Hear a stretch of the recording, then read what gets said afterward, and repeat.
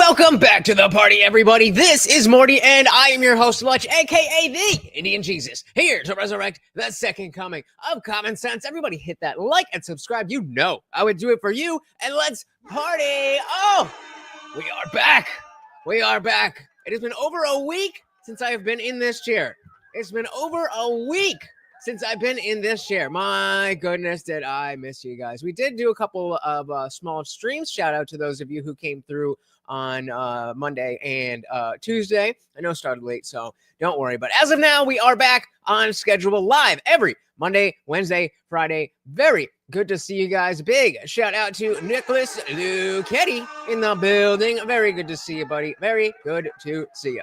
So I figured, we still got a lot that we missed throughout the week, and I got some good stuff for you. So we're gonna just jump through a bunch of stuff. I think it's gonna be a good night. As always, guys, if you cannot hear the video, please do let me know. Do you have any idea how hard it is to draft a team? Who to start? Who to bench? This is the fantasy world that you're living in. Mira, yo no quiero que oigan nada. Oh, Tú no tienes que estar haciendo fútbol cada Raiders fan? Let me guess. I was just looking up the male A parody of our favorite channel, Jubilee. loneliness epidemic, and your face popped up. I'm Trey Kennedy, proud fantasy football owner and commissioner of multiple teams and leagues. And today, I'm surrounded by 20 wives. My first claim Already spot on. is that fantasy football is basically running a small business. Okay, so how much money has your small business made? Zero. Right. If I win all 7 of my leagues, I'm gonna win $6,000. How does that sound? Oh my gosh. So Pretty you good have small to business, huh? win all 7 though to do that? Yeah, I believe I can. I Okay. have full And you've never confidence I won can. one before. No, but that just means I'm due. It sounds like I'm you due. suck at this. Do you have any idea how hard it is to draft a team? Who to start? Who to bench? You Waiver sound wire. This on is the waiver. fantasy world that you're living in right now. It's real. You men are literally throwing money away. That's not true. No, That's just your opinion. It is true because my husband had to put this on layaway and he kept telling me it was Christian. I just rewatched The League. I don't know if you guys have seen that, but the sitcom, I guess you would call it, on FX, and it went pretty hard and hilarious. No, That's just your opinion. it is true because my husband had to put this on layaway and he kept telling me it was Christian McCaffrey's fault. It probably was. He was No. the first overall pick. He was injured the whole year. Achilles This is tendonitis. absolutely untrue. I Oh my can't even God. tolerate this anymore. I choose the bear. Not a bad pick. The Bears should be good this year.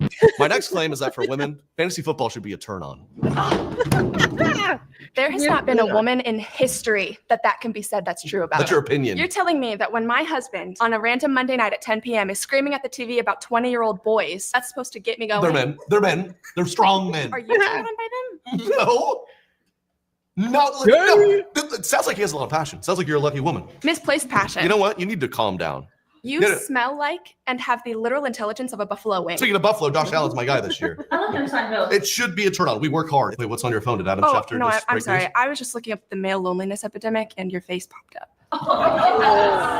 We should be not only allowed to watch every single game, but encouraged. So encouraged to watch it every Thursday, every Monday, every Don't Sunday. forget college football, Fridays, Saturdays. Got to scout incoming talent. And then every day in between, I have to listen to you mope about how you lost. I need your husband in my league. Sounds like he sucks. Wow. Would it kill you to maybe a snack or two? What do Since you we're want me to bringing do? home the bacon, bring me some bacon. Mira, yo no quiero que oigan nada. Oh, here Tú we- no tienes que estar haciendo fútbol cada día que de esto Okay. y esto y esto y esto y esto. I don't You know what If you've never seen a Jubilee video, they're exactly like you're this. saying, but Cairo Santos should be my It's kicker. Santos, not Santos. Raiders fan? Let me guess. That's it. I'm over it. I can see why your husband mopes so much, by the way. Oh my God, ¿sabes que ya estoy harta? Being a fantasy football commissioner is harder than being a mother. Yeah. Yeah. That's insane. I You saw- have lost your How mind. many kids do you have? How many I kids do have you 3 kids. How many kids do I you have? have 96. These are 96 kids who wake up at 2 a.m. with them. Yeah, they do. That's when the waiver Breastfeed wires them. go off. Do you know what it's like to have 15 kids calling you, going, help, help, They, help? my I kids didn't aren't I even meant to calling me start because them. they're baby. They I just swear cry there's a at me. glitch They on the just sleeper scream app. at me, Glitch on the actually. sleeper app. Do you have to change your diapers? Believe it or not, a few times, a couple of the drafts. Thank you, Rocky. Believe it or not. Yeah. When it's draft time, you gotta lock in. I Hold nurse their them. hand when they're scared. Oh, let me get, how long do you last Do you have to nursing? get the boogers out of their I do, nose? year after year. Oh my Beers, God. beers. I'm done. When the NFL drops breaking news, all conversations must cease. All right, the final drop. The final drop. Nick said, my 5-foot tall grandma was the biggest football fan in history. She was so funny out yelling at every man in the room. There you go. There you go. Shout out to grandma. And a shout out to Abe Dinkus. Welcome to the party, brother. Very good to see ya. We're just starting off with a little funny. Good. No one wants to talk to you anyways. Well, I guess finally some common ground. Good one.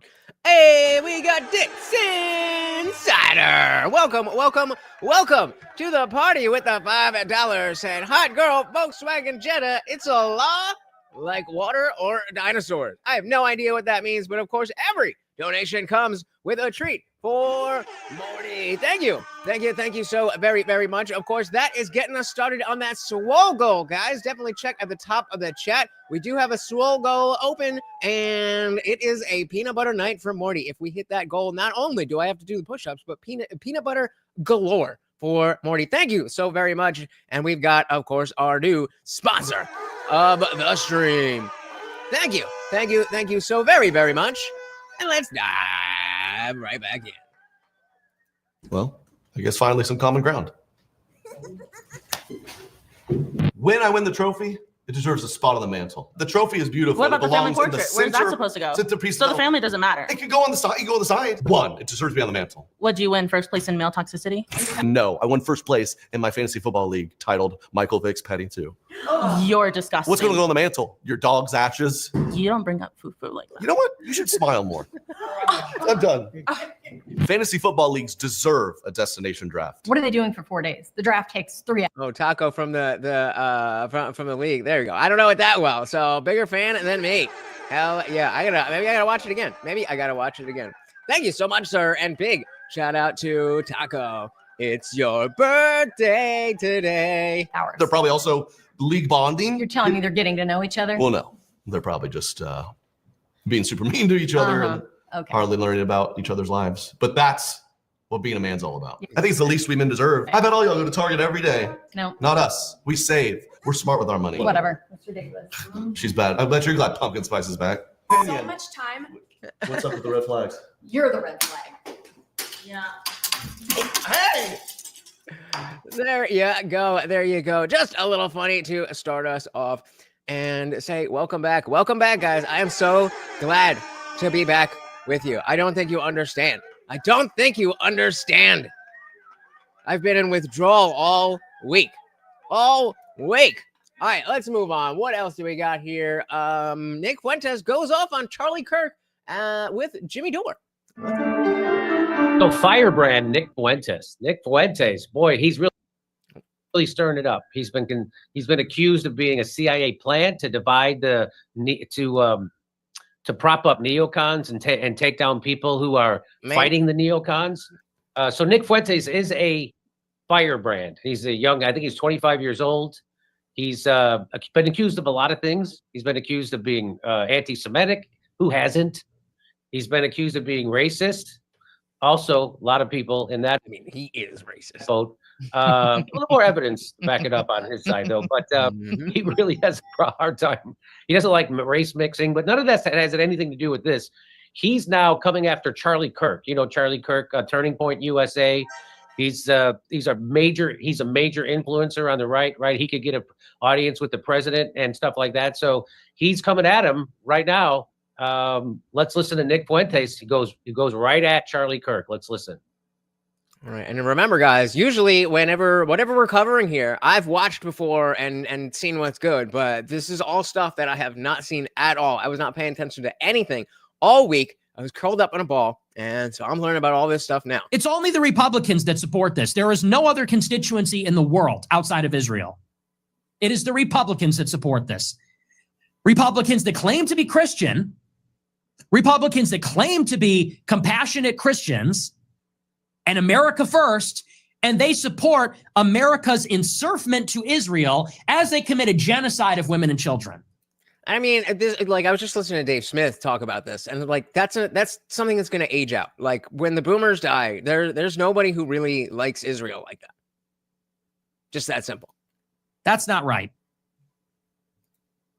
And that hypocrisy needs to be called out. And it's just not good enough what we're getting. Charlie Kirk and your focus group, fuck you. Focus group. Why don't you focus on... Isn't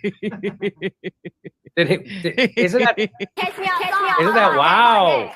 That's fair. I think that's a real fun. It's welcome to 2025, everybody. When we need to say "F you" to wake up a Christian. Okay, let's go back. Let's go. Keep going. The suffering and call it out. Turning Point USA makes $80 million per year. $80 million per year. You have millions of followers. You claim to be a Christian. I guess that's true. The Turning Point USA and Charlie Kirk specifically definitely are all up Israel's ass. Now, I'm not, you guys know, I'm rarely ever going to agree with anything that Nick says, but like, it's Israel. You claim Not the Jews, Israel. to be America first. You want to do a focus group? You have an obligation to call out what is happening in Israel and who is doing it. You have an obligation with your money, with your organization, your platform, your reach as a Christian, as an American, to call out that we are supporting evil on behalf of a foreign government. That is the epitome of everything you are against as a patriot, as a Christian, and you defend it. You fucked up when I am saying, go Nick Fuentes, take him down. You're not even silent, you defend it. And shame on you. I said that the other day. Charlie Kirk has his daughter running up to him on Fox and Friends. Charlie Kirk has a daughter? I did not know that. And he posts the clip. And that is supposed to be public relations. Look at what a family man I am. Look at me with my daughter. You young Americans need to have kids. And I said this up the other night, but I'll say it again. It's a good thing your daughter was born here, because if she was born there, if she was born in Beirut, if she was born in Syria, if she was born in Yemen, if she was born in Gaza, if she was born in Baghdad, if she was born in Erbil, if she was born in Iran, she could have gotten caught in the crossfire and gotten exploded into a million pieces by this country that you support for no good reason. Yeah, and I mean, as far as that goes, I think we, maybe a year ago, 5 years ago, there was a very different landscape on what we thought and what we were trying to do, and there was a default to back Israel because they're our allies. But as time has gone on, it's just the argument of what are we defending? It's just not there. It's just not there. Let's let them go for a little bit longer. But I mean, yeah. So it's a good thing she was born here. Because if she was born in any other one of those countries filled with innocent people that are being murdered, wouldn't have gone so hot. And that's not me being a bleeding heart liberal. That's me saying all of this is unnecessary. This is not good for anyone other than Israel. It is not good for the United States. It is not good for the people living there. And it has gone so far beyond the pale of what is considered reciprocal. Yeah. And I mean, again, that like at this point in 2025, that's not even that outside, like alt-right, underground. Like, I think that's, the majority opinion. Why it is that the neocons are not following what people actually want. But this is what people want. Shout out for once to Nick Fuentes. Let's see what else we got.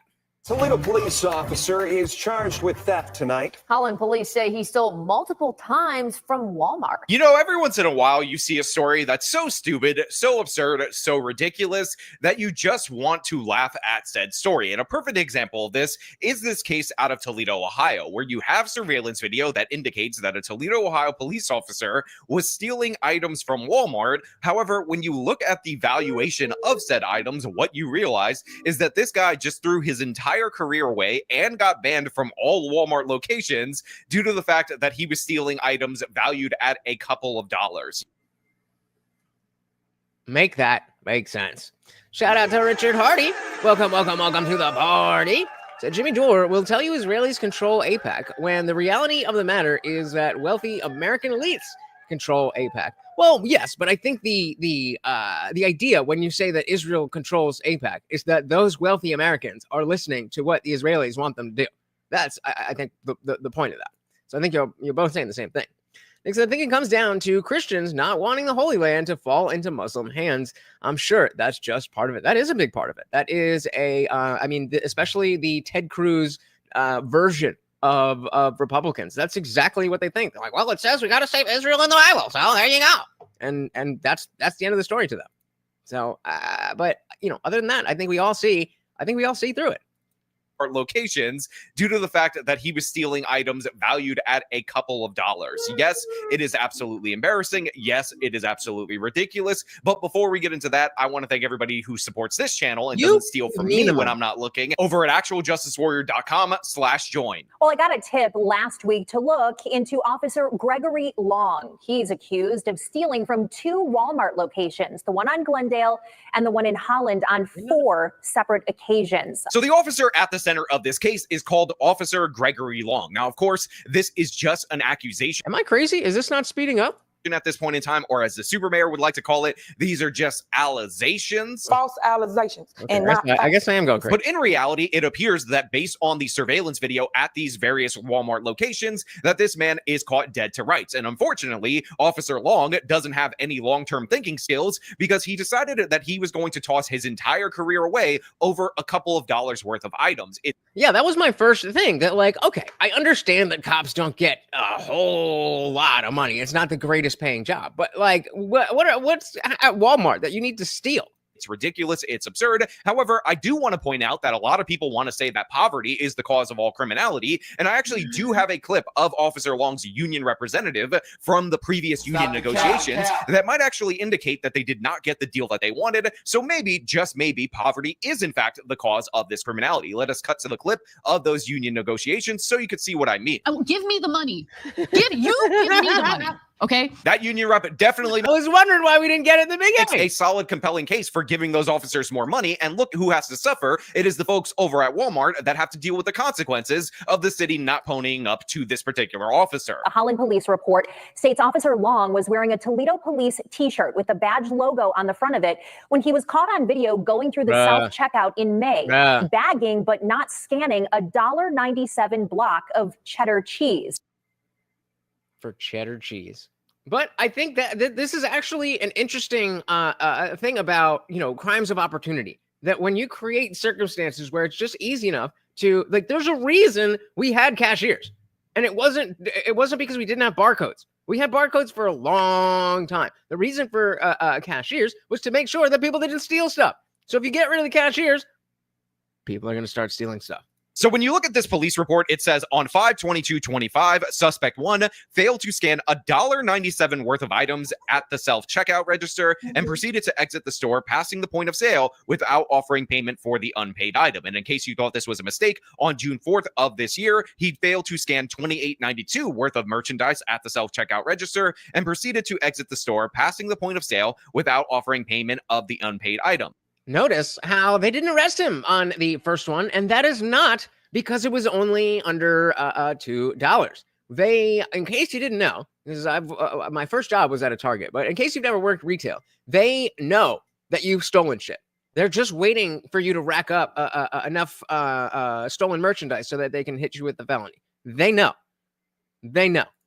The total value for the 4 items is $30.89 between the 2 incidents. Walmart is prosecuting. Person 1 was able to obtain photos of suspect 1, was in the store on both days, which he was wearing a Toledo Police Department shirt with a badge logo on the front of the shirt on 5/22/25. The photos obtained by person 1 matched the same person both days. Suspect 1 was in the store. Person 1 was also able to a photo, Jesus, this is written very horribly, of a suspect 1 license plate when he was in the store on 5/22/25. The vehicle suspect 1 drove to the store on both days was a black color Chevy Tahoe with the same license plate. So other than the fact that this police report is written absolutely horribly, it looks like it was AI generated, which honestly should be a crime in and of itself. We also have the surveillance video that does depict Officer Long in his police sweatshirt with... Oh, here we go. Here we go. Wearing the police sweatshirt to do crime. That is the opposite of when I used to go buy drugs and I would wear my drug-free hoodie, you know, throw off the scent. He's like, that better be some good cheddar cheese. I mean, damn, throwing your whole life away for a block of cheese. Stupid. A badge on it indicating that he works for the Toledo Police. And of course, we have this still image where he looks like the most suspicious man humanly possible. Again, hey, shout out to Guam Tag. Welcome to the party. Said, liked, and shared, guys. Both of those things are free and extremely helpful to the channel. Thank you so very much. It does not even matter if you think anybody's going to click on the link. Just by you telling YouTube, X, or Rumble that you want more people to see us, they will show it to more people. Thank you so very, very much, sir. Welcome to the party. We got a guy who is a cop wearing his police sweatshirt, stealing a block of cheese from Walmart. Why? Because he can. Police. And of course, we have this still image where he looks like the most suspicious man humanly possible. Again, you would think somebody who deals with criminals on a day-to-day basis would look less criminal, less suspicious, less notable while he's stealing products. But I also have to point out that we're talking about a guy who threw his entire career away for what looks like to be under $100 worth of stuff. Now, well, let's not also forget. I mean, I'm sure we've all seen those videos of the dude in the smoke shop, and undercover cop goes in and says, "Hey, man, I heard on the streets that this was a place to get the hookup." And like, I mean, I've seen a whole bunch of them, so I'm sure most of them are fake, but they definitely started with something legit. Cops are cops. Are cops are cops. To be clear, I do not condone stealing from the self-checkout. I understand that a lot of you will go to the local store that happens to be near me, find out that heavy cream is really expensive, decide that you're going to scan the half and half twice in order to get a discount. But I, in no way, shape, or form, condone this behavior because in reality, it's not worth it. And again, you're hurting your local store. And obviously, honestly, that is like, I mean, I think we all went through a period where we maybe if you didn't have a habit of shoplifting, that just like, you know, picking something up and like a candy bar or whatever, just like, well, I can get away with it. Who cares? Whatever. Especially if you're a leftist and like, oh, it's a corporation, blah, blah, blah, blah, blah. Anyway, like, yeah, I've done that before. But as I got older and more mature, and I'm talking like past age 15, I realized that like, okay, if I get away with this, then like, cool, I've got like a $5 thing. But if I don't, that's a big deal. So I'm not going to steal stupid shit because it's stupid. Shout out to Matthew King. Welcome, welcome, welcome to the party. Very good to see you, sir. We got a cop damn near wearing his uniform, stealing a block of cheese. Obviously, I'm joking about a method of theft that's actually slicker than the one that this guy actually operated under. But I do remember an incident at a Walmart where a friend of mine actually had a microwave in the down part of the cart that he was buying for a member of his family. And he forgot to scan it with the regular checkout, not the I've definitely done that. self-checkout. And he actually did the honorable thing and brought it back in and ended up paying for it. I did not do that. I think mine was a case of water. And hey, that's why we have cashiers. That's exactly what I'm saying. Because that's what you're supposed to do. And the friend that I'm talking about, not a police officer, the friend that I'm talking about, an actual normal, upstanding, everyday person who doesn't exactly work a great job with union benefits, and he still managed to be able to pull that off. However, we have an officer right here that's stealing petty items like candy, and some of this stuff is valued under $2. It's embarrassing.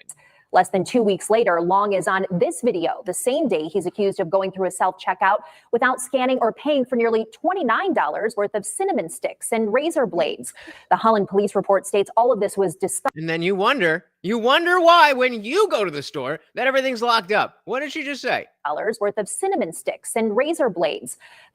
Razor blades. That is why they are locked up, because of people like that. And I'm not talking about his skin color, and I'm not talking about the fact that he's a cop. I'm talking about the fact that he's stealing. The Holland police report states all of this was discovered when loss prevention workers from the Glendale Walmart notified the Holland store that a Toledo police officer had stolen from that location and had also shopped at the Holland location. Now, look, we don't have Walmarts in New York City. You have to go upstate or out to Long Island in order to find them.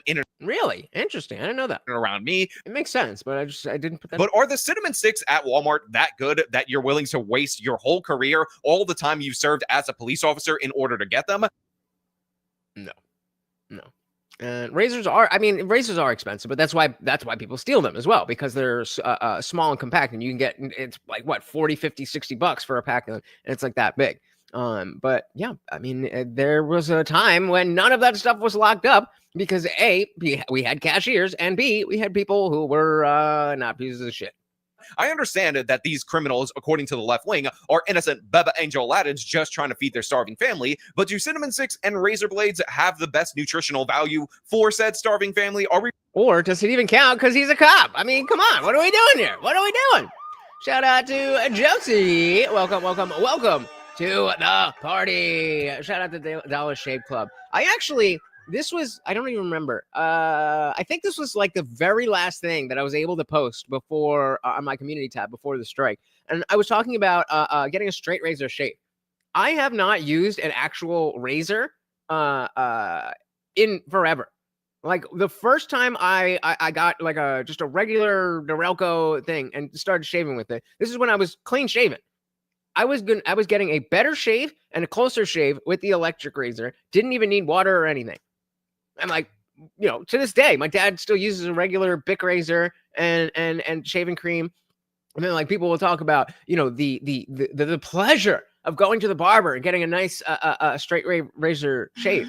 Like, I don't know if it's just me. I don't know if like I have super sensitive skin or whatever it is, but it's never as close. It's painful. It's not, it doesn't feel good. And it doesn't, I mean, well, yeah, I said it's not a close shave. I don't know. But if you just have thought that razors themselves, like, you know, straight razors are better than electric and you've never tried it, just give it a try and let me know. Because I do not understand why those even still exist. It doesn't make sense to me. I mean, like, other than travel, that makes sense to me. Shout out to TV Viewerski. Welcome. That bro's a klepto. It's a rush for him. Did it before he was a cop. I'm sure he did. Yeah, that's another one. You know, it saves a lot of time to just grow it out. And even I don't like, you know, grow like that. But obviously you guys see me every other day. But, you know, say we got a little stuff here and I can just leave it. You know? Yeah, exactly. That's what I'm saying. They are legit AF. And like I said, I don't use water. I don't need water. I don't need shaving cream. You just go and do what I need to do, and it's gone. I don't know. I'm good with that. Thank you, though. Like I said, I have a tough beard, and it's exactly the opposite for me. I feel like an electric razor for convenience, but will never get half as close for me. So maybe, because I was like, maybe I have very thin hair then, and like the razor can cut it easily. I mean, like if you look here, I mean, I do kind of pluck at it, but like look at the top here. You know, it's not super thick. Maybe that's it, but I don't know.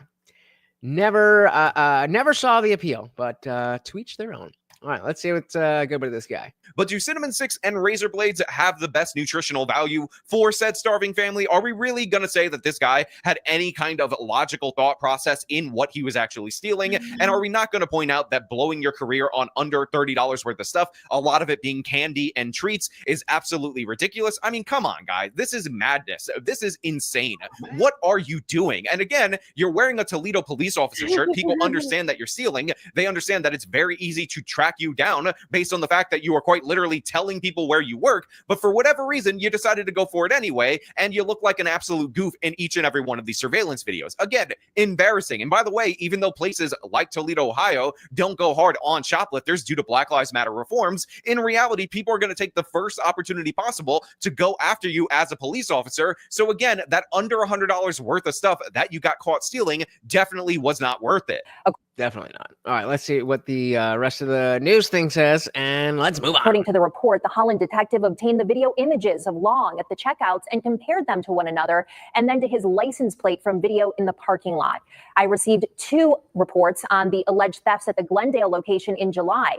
In one, he's accused of stealing an item valued under $4. In another, he's accused of combining 2 bags of Turtles candy into one bag and only paying for the one bag. A Toledo police spokesperson. Was it worth it?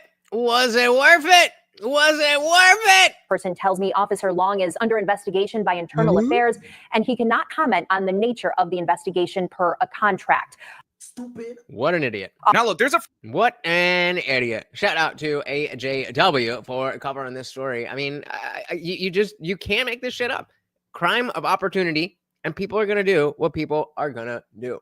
Moving on. Oh man, you may have seen that Cenk Uygur of the Young Turks and Andrew Wilson went at it on Piers Morgan. I saw a little bit of a clip, but we're going to check out the whole thing thanks to Jake Rattlesnake right now. You got a sugar tweak going on. I mean, maybe something else. Maybe he just likes the sugar while he's tweaking. That would make a lot of sense to me. We've kind of tired of these mentally ill lunatics on our streets. I find that really frightening. Why would you say someone was mentally ill because they feel they were born in the wrong body? Anyone who doesn't think like me is mentally ill. Nobody said.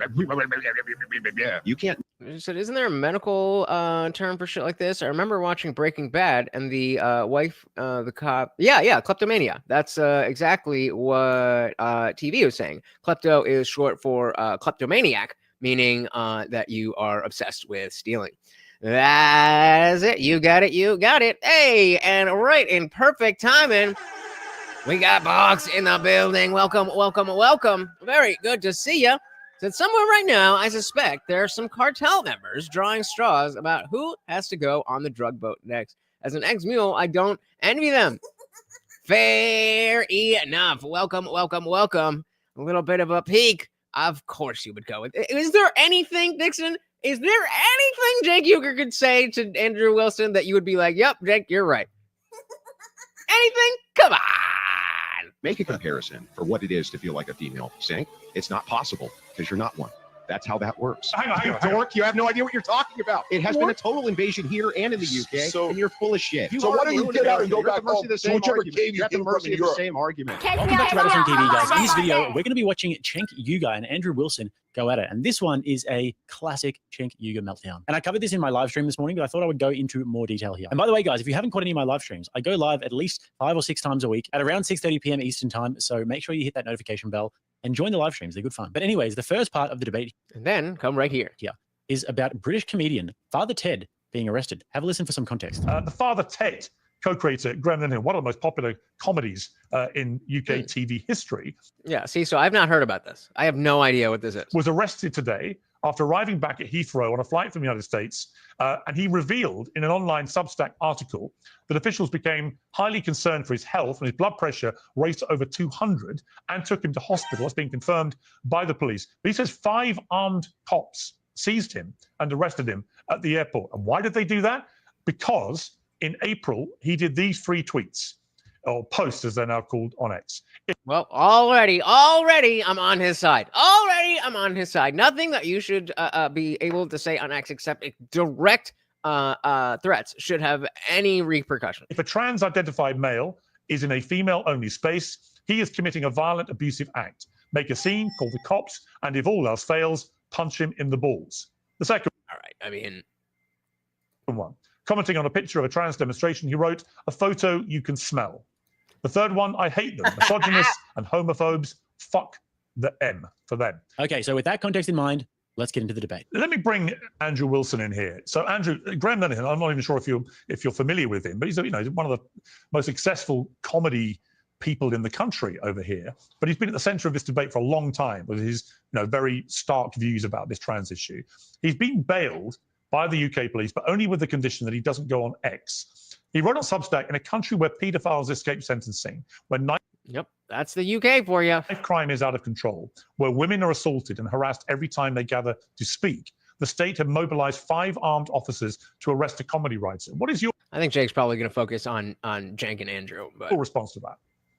Well, his tweets are satirical in nature. Okay, but weren't we just covering you yesterday talking about how you're in favor of the law that should put extra penalties for burning a flag that you own? Stupid. The woke right. It is comedy based. She's right. He shouldn't have been arrested. But so then if I burn an American flag for comedy, is it okay? See how your principles matter.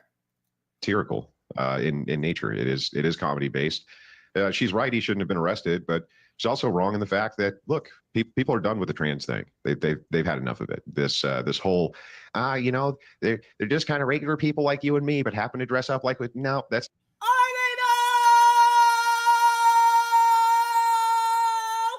Nah, not really what's going on. You've unleashed an entire fleet of mentally ill lunatics on the public, and now we have to deal with the fallout of it. We have to deal with having to deal with these people on a day-to-day basis. A lot of people are sick of it. This guy is just echoing the thing which is in a lot of our minds, which is that, hey, we're kind of tired of these mentally ill lunatics in our streets. We really are. Ava? I find that... Is that true? I feel like you're just saying that. There's no way he specifically said, well, you can't do it, but you got to be just saying. There's no way. Hey, we're kind of tired of these mentally ill lunatics in our streets. We really are. Ava? I find that really frightening. I mean, why would you say someone was mentally ill because they feel they were born in the wrong body? I mean, does that give you pleasure or joy to just stamp down on someone? Nope, just stating a fact. Personhood. What's the intent here? Do you value truth? Because I here's value what. truth. Yeah. Do you though? Good. Then here's what's true. What's true is that if you're a man, you can't be a woman, and if you're a woman, you can't be a man. That's what's true. I don't think it's helpful to get into the. Hang on. I'll let you talk, but let me finish. Your attempt to gaslight everybody into the opposition of this truth builds resentment. And it's that resentment that you have to deal with. And it's you have done it to yourself. Like most of these things, the left does it to themselves. It's very obvious. People are not going to accept this. The trans agenda has stalled, and it stalled out the LGBTQ agenda with it because you're trying to gaslight people into something which is obviously not true. I think that, if you look just 30 years ago in the United Kingdom, we were treating gay men in the same way that we are now treating trans people. The mood does shift and the mood moves. And, I think that the stalwart belief here that we need to hold is that if someone does feel that they are born in the wrong body, it does not affect me as a woman if they decide that they are going to be a trans woman. It doesn't affect me. It does, though, because then you are eroding what the truth is. Unfortunately, because you are privileged enough to not have to see the effects of it, doesn't mean that it doesn't affect you. If it affects other people in your society, it affects you. Just because you close your ears and look down and your neighbors are being affected. Your family is being affected. Your friends are being affected. So you don't just get to say, oh, well, it doesn't matter. Then shut the fuck up and go away.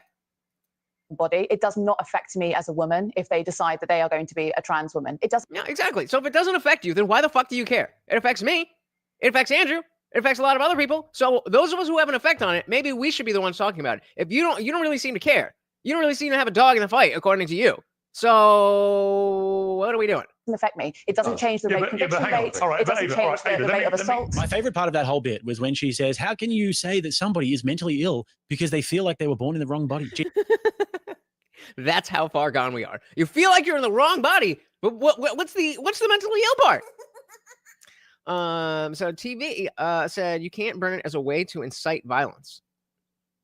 Okay. How are we? What does that mean? What does that mean?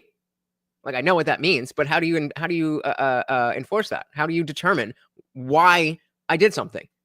All you see is a video of me burning a flag, and then nothing. Because I have the right to do whatever the fuck I want with my own property and the right to freedom of expression. Fox said you can burn your flag, and if you want to risk the ticket, you can burn it wherever you want, in my opinion. But can we not take the Mexico flags to immigration protest or burn U.S. flags there? It's just bad optics. Well, I mean, it's bad optics because it's a bad policy. It's a bad mentality. It fits. Do you want to astroturf bad ideas so that they look like good ideas? Does that sound like a good idea to you? Take bad ideas and make them look better. What? I'm good.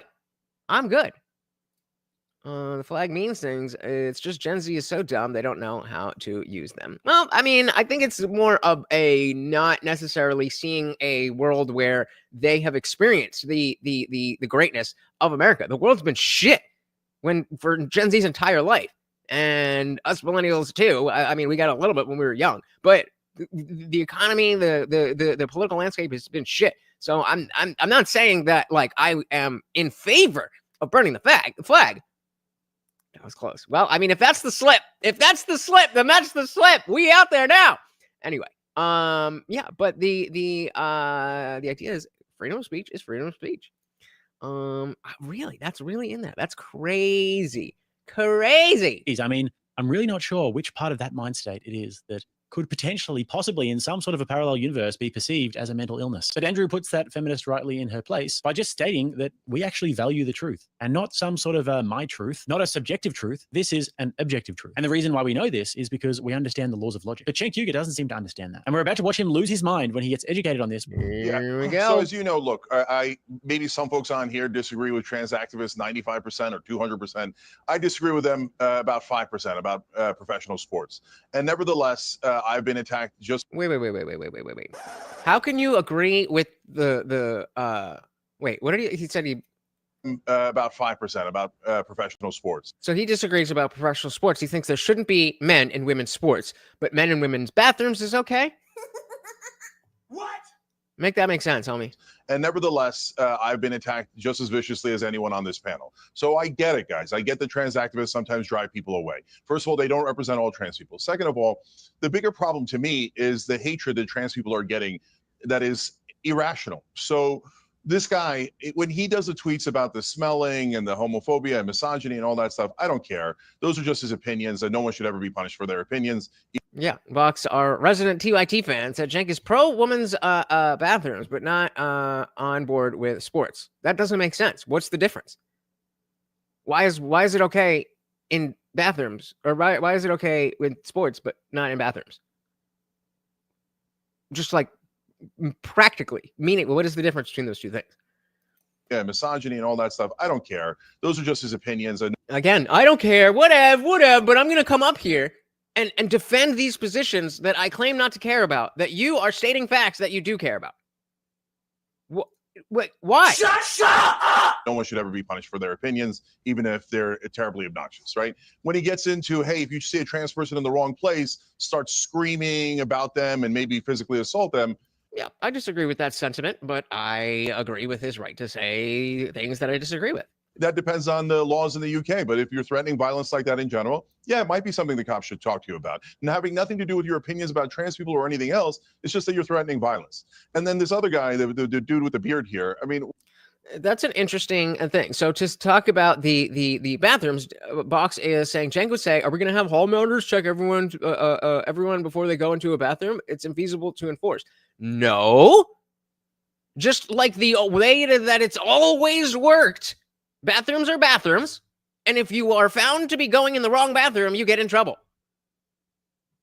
Very simple. Okay, so this is a common thing that the extreme right does. Okay, in my mind, there is no such thing as feeling like a woman. And I agree. I don't have that in my mind either. That doesn't mean that other people don't. I don't know why that's such a hard thing for folks to understand. Nobody's saying they don't have it in their mind. We're just saying it's not real. Nobody's saying that. I'm not saying that nobody has it in their mind that there is a man in the sky that planned everything. I'm just saying that's not real. Those are two different things. Mind either. That doesn't mean that other people don't. I don't know why that's such a hard thing for folks to understand. So you weren't born that way, but they were. You think they're just all lying? And why would they? No, we think they're mentally ill, as we just fucking told you. Be lying. And this whole thing of calling people who don't think like you mentally ill is actually super stupid. It's literally unintelligent, okay? So people think in different ways. They have different proclivities, including sexual proclivities and gender proclivities. If you can't understand that simple concept and you think anyone who doesn't think like me is mentally ill. This is why I cannot abide. I can't ever, I don't care how good he is on some issues for a lefty. I just can't. Because it's so lowbrow. Oh, you just don't understand. You just don't understand. No, Cenk, you don't fucking understand. All that was stated was a fact, and now you're adding all these motives and all this bullshit.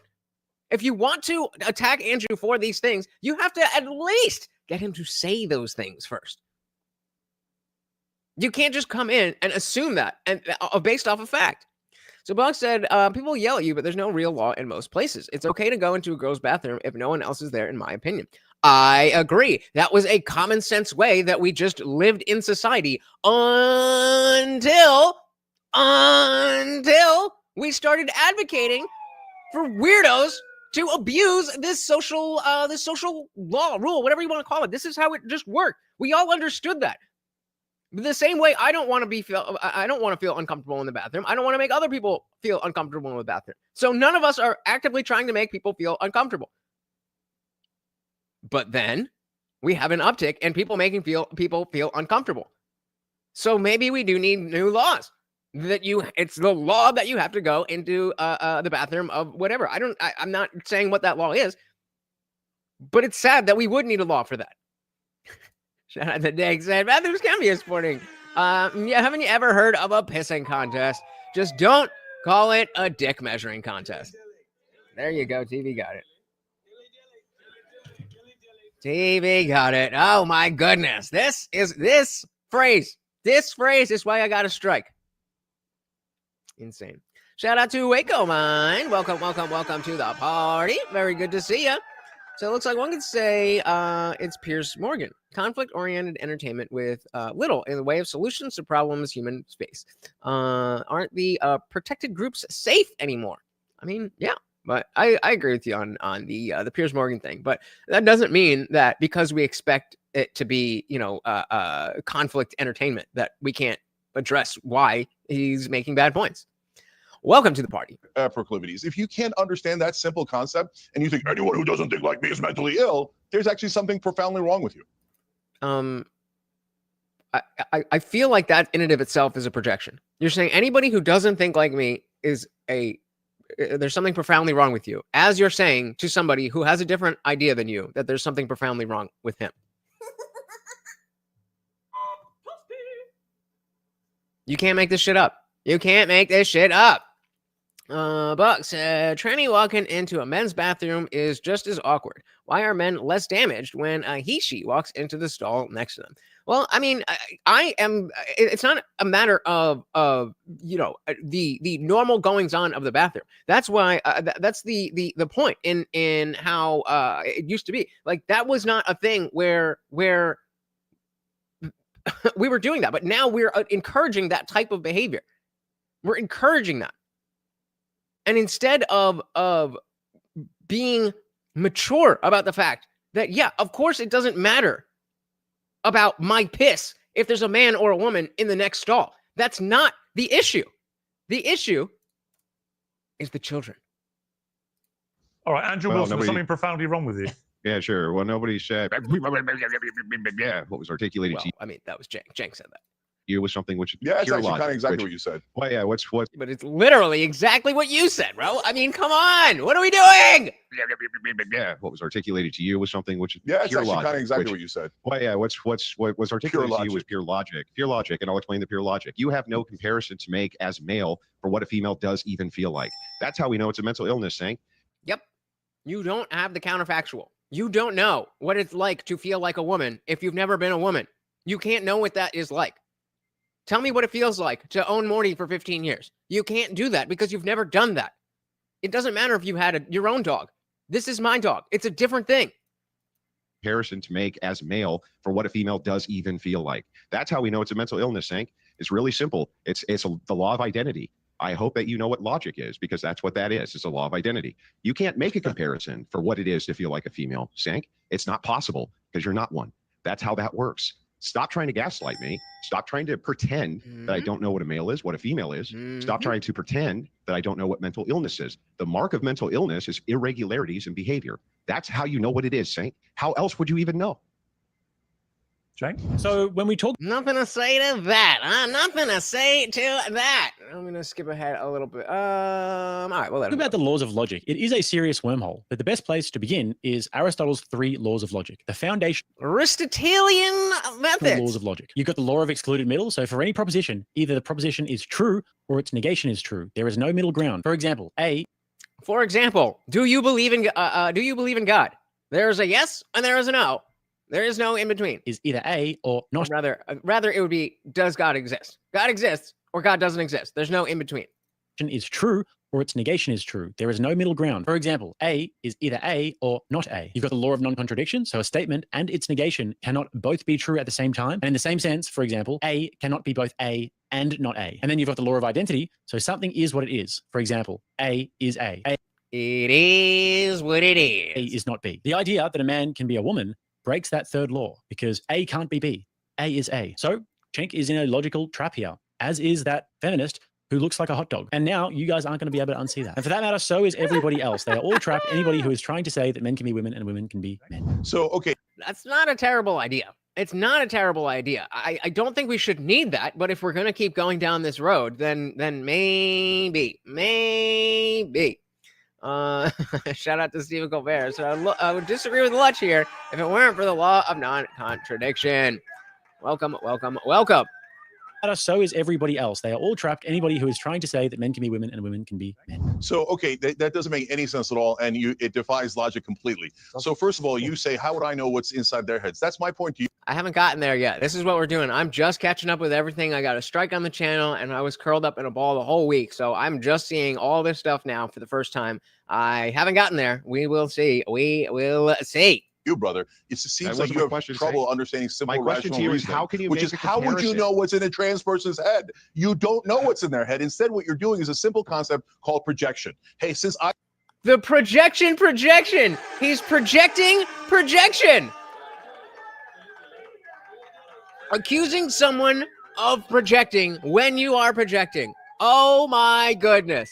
He's not saying that we know what's in their head. He's saying we know what's not in their head. We know for a fact that if you were born a male, that what is in your head is not the experience of being a woman. That is not a possibility. That's a different thing than saying, I do know what is in your head. Words matter, Jake. Head. You don't know what's in their head. Instead, what you're doing is a simple concept called projection. Hey, since I feel this way, you should feel this way. And then you start talking about irregularities. No, there's a difference between, hey, someone is detached from reality and is committing violence. Okay, that's a mental illness, regardless of what they're at. Well, wait. So, Jake, are you saying that someone is not mentally ill unless they're committing violence? Because I don't think Andrew brought in the violence part, and certainly the DSM is not only about violence. So where did that come from? Is detached from reality and is committing violence. Okay, that's a mental illness, regardless.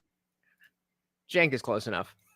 So what their background is, right? But when you say irregularities in general, what is regular? And let me guess, you're going to claim that whatever you think is regular and everything else is mentally ill. It's defined. And then you call that logic? No, it's the last thing from logic. How can you ever identify what mental illness was unless it was irregularity in behavior? It wouldn't even be possible. Not only that, you still didn't address the point. It's not just irregularity. Actual point. Just a quick interrupter, guys. Don't forget to smash that like button as hard as you possibly can. And subscribe to the channel if you are, of course, enjoying it here.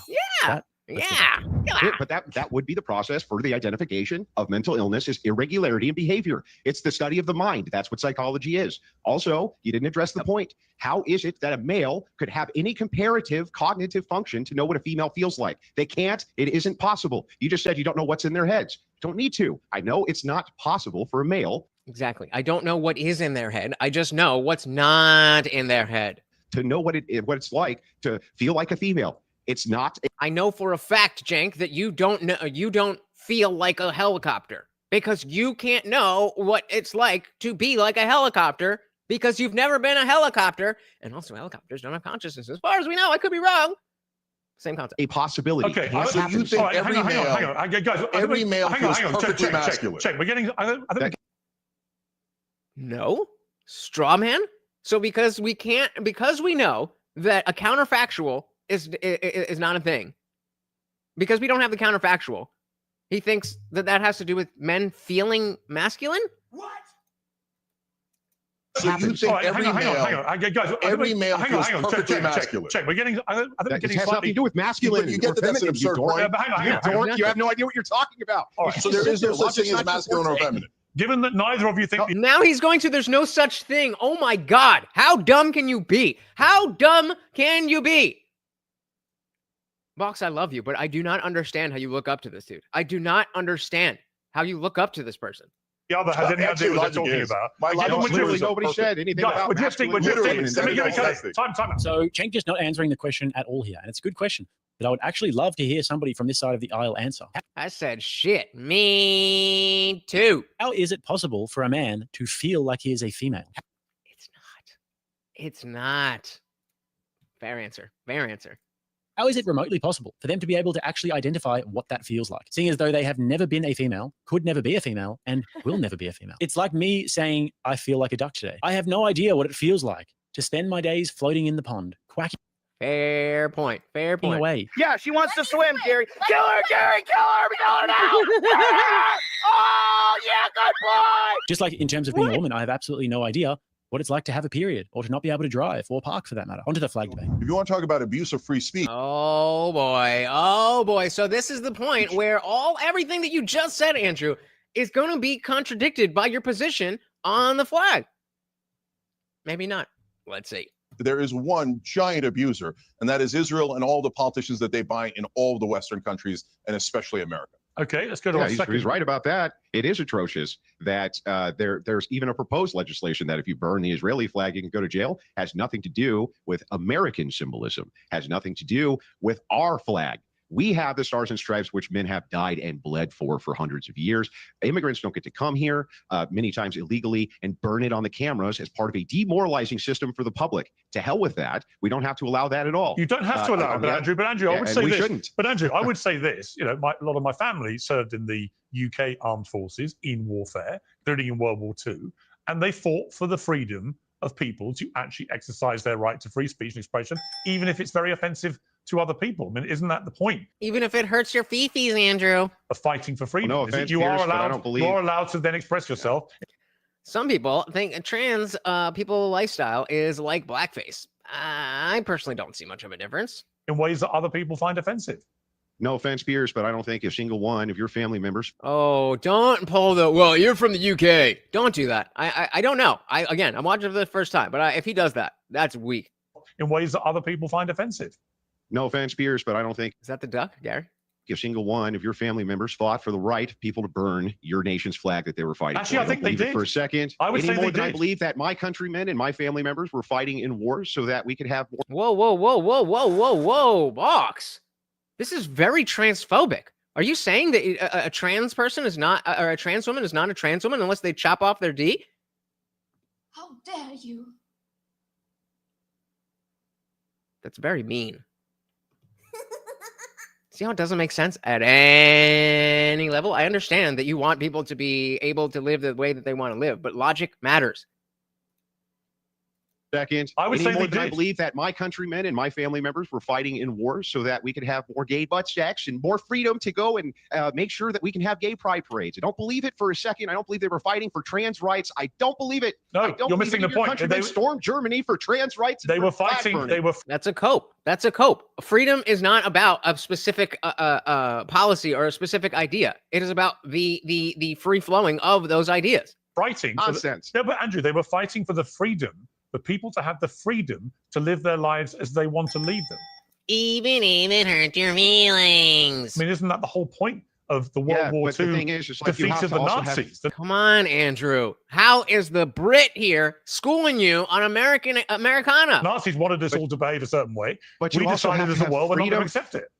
But you have to have freedom from the very oppression of the people who are now invading your nation. And What does that have to do with this specific act of burning the flag? I completely agree with the sentiment of what you're saying. And if you can tell me how the law of burning the flag helps that, then I'll change my mind. But now you're just moving the goalpost. have freedom from the very oppression of the people who are now invading your nation and taking it over, destroying the very things that these people fought for under those symbols. It's a you very don't have to powerful allow point. it. Are the Germans invading America? No, but Andrew's making what's a very going on? Andrew's making a very powerful point. The people who've come to the United States, people who've come to the United Kingdom, are using the very freedoms that we've granted them effectively to mount an attack on the United Kingdom and the United States. Yeah, I don't disagree with any of that. That doesn't mean that you then attack American ideals even more. What the fuck does that have to do with anything? Okay, so just quickly on this, he is absolutely right about this point. The freedoms that we have in the West and the freedoms that have been fought for by our ancestors, by our forefathers, can only be maintained by a civilized, homogenous, and high-trust population. And we do not live in that anymore. We live in a divided, multicultural, low-trust society. And the people who come to our countries who don't have the same values as us will use those very freedoms, those freedoms of expression and speech and democracy against us. And yes, it is very... Okay. I see. I understand now. You think that Americans are not as good as these immigrants, so that if we all have the same freedoms, then the immigrants are going to have more rights than you. What are you talking about? What are you talking about? This is just, I don't like that thing, so I'm going to try to make a law that things that I don't like. That's all this is. That's all this is. I'm sorry, you are wrong. Burning the flag is a stupid thing that you should not want to do, but if you do want to do it, it is 100% explicitly protected in the very First Amendment, the Bill of Rights of the Constitution. End of story. Wicca said, didn't the wealth stratification and political propaganda do more to divide things than anything else?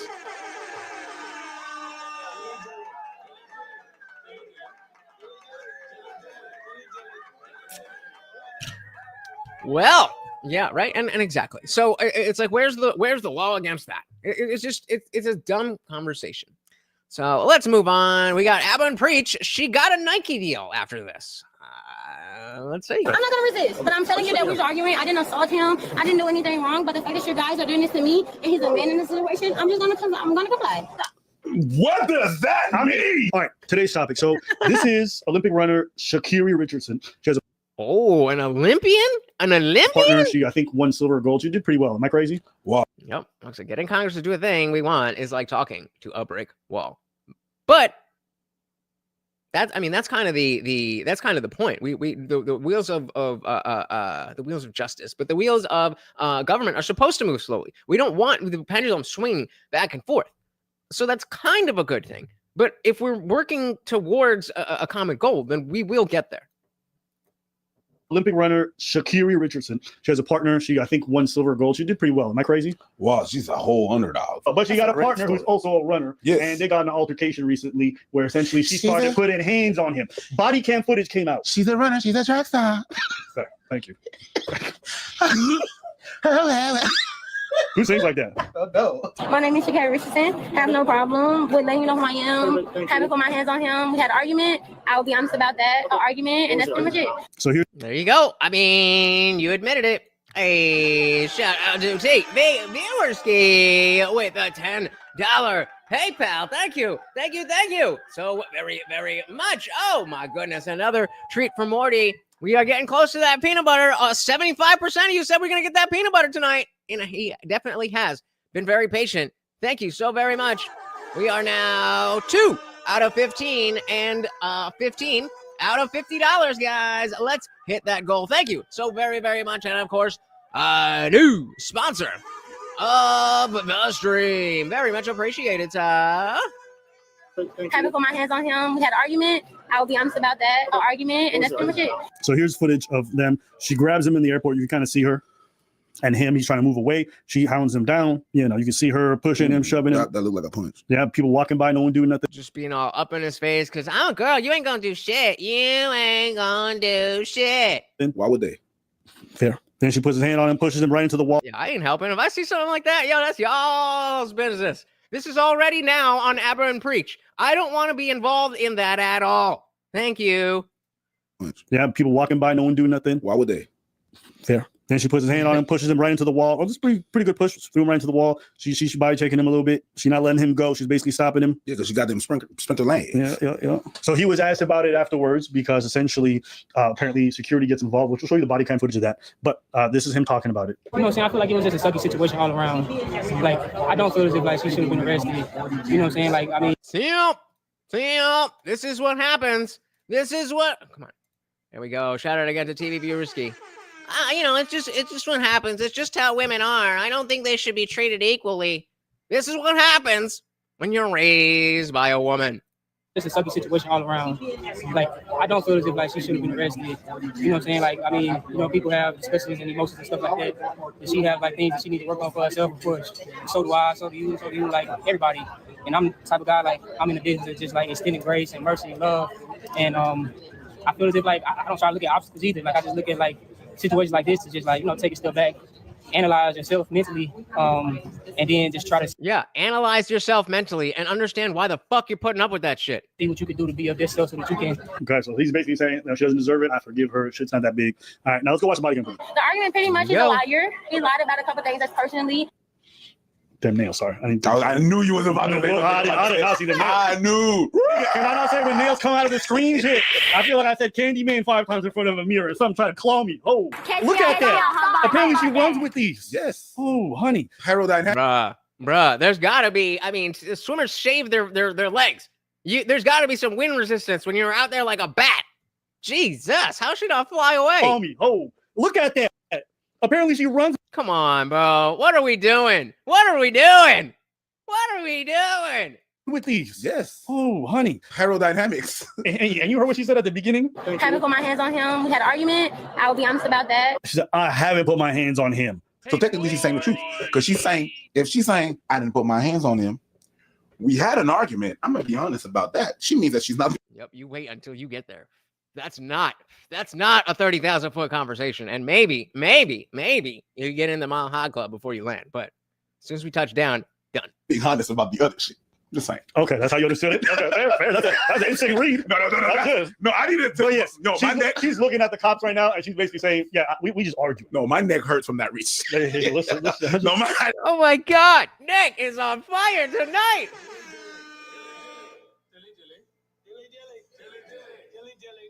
God damn, Freddy Krueger ass looking at me. I was looking at you. I should have stretched. Yeah. I should have stretched. That reach hurt. He's a liar, and that was something that I kind of just grasped, and emotionally, I'm just like, bet you do your thing, but you're asking me for things that is within my possession, and for my right, I don't have to give it to you because it's in my possession. But when it comes to the point that I saw that he chose to make it more about the police and things of that nature, that showed that he made a choice. So I just want to be more professional and just come professionally and let you know, like, hey, relationship thing, have no problem, and welcome to maybe this is racist, but I would not have any idea what she's saying without the captions.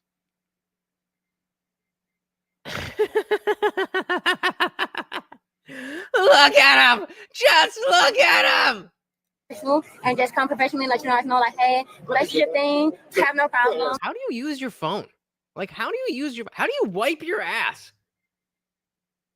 Hold up. How the fuck do you wipe your ass with that? What?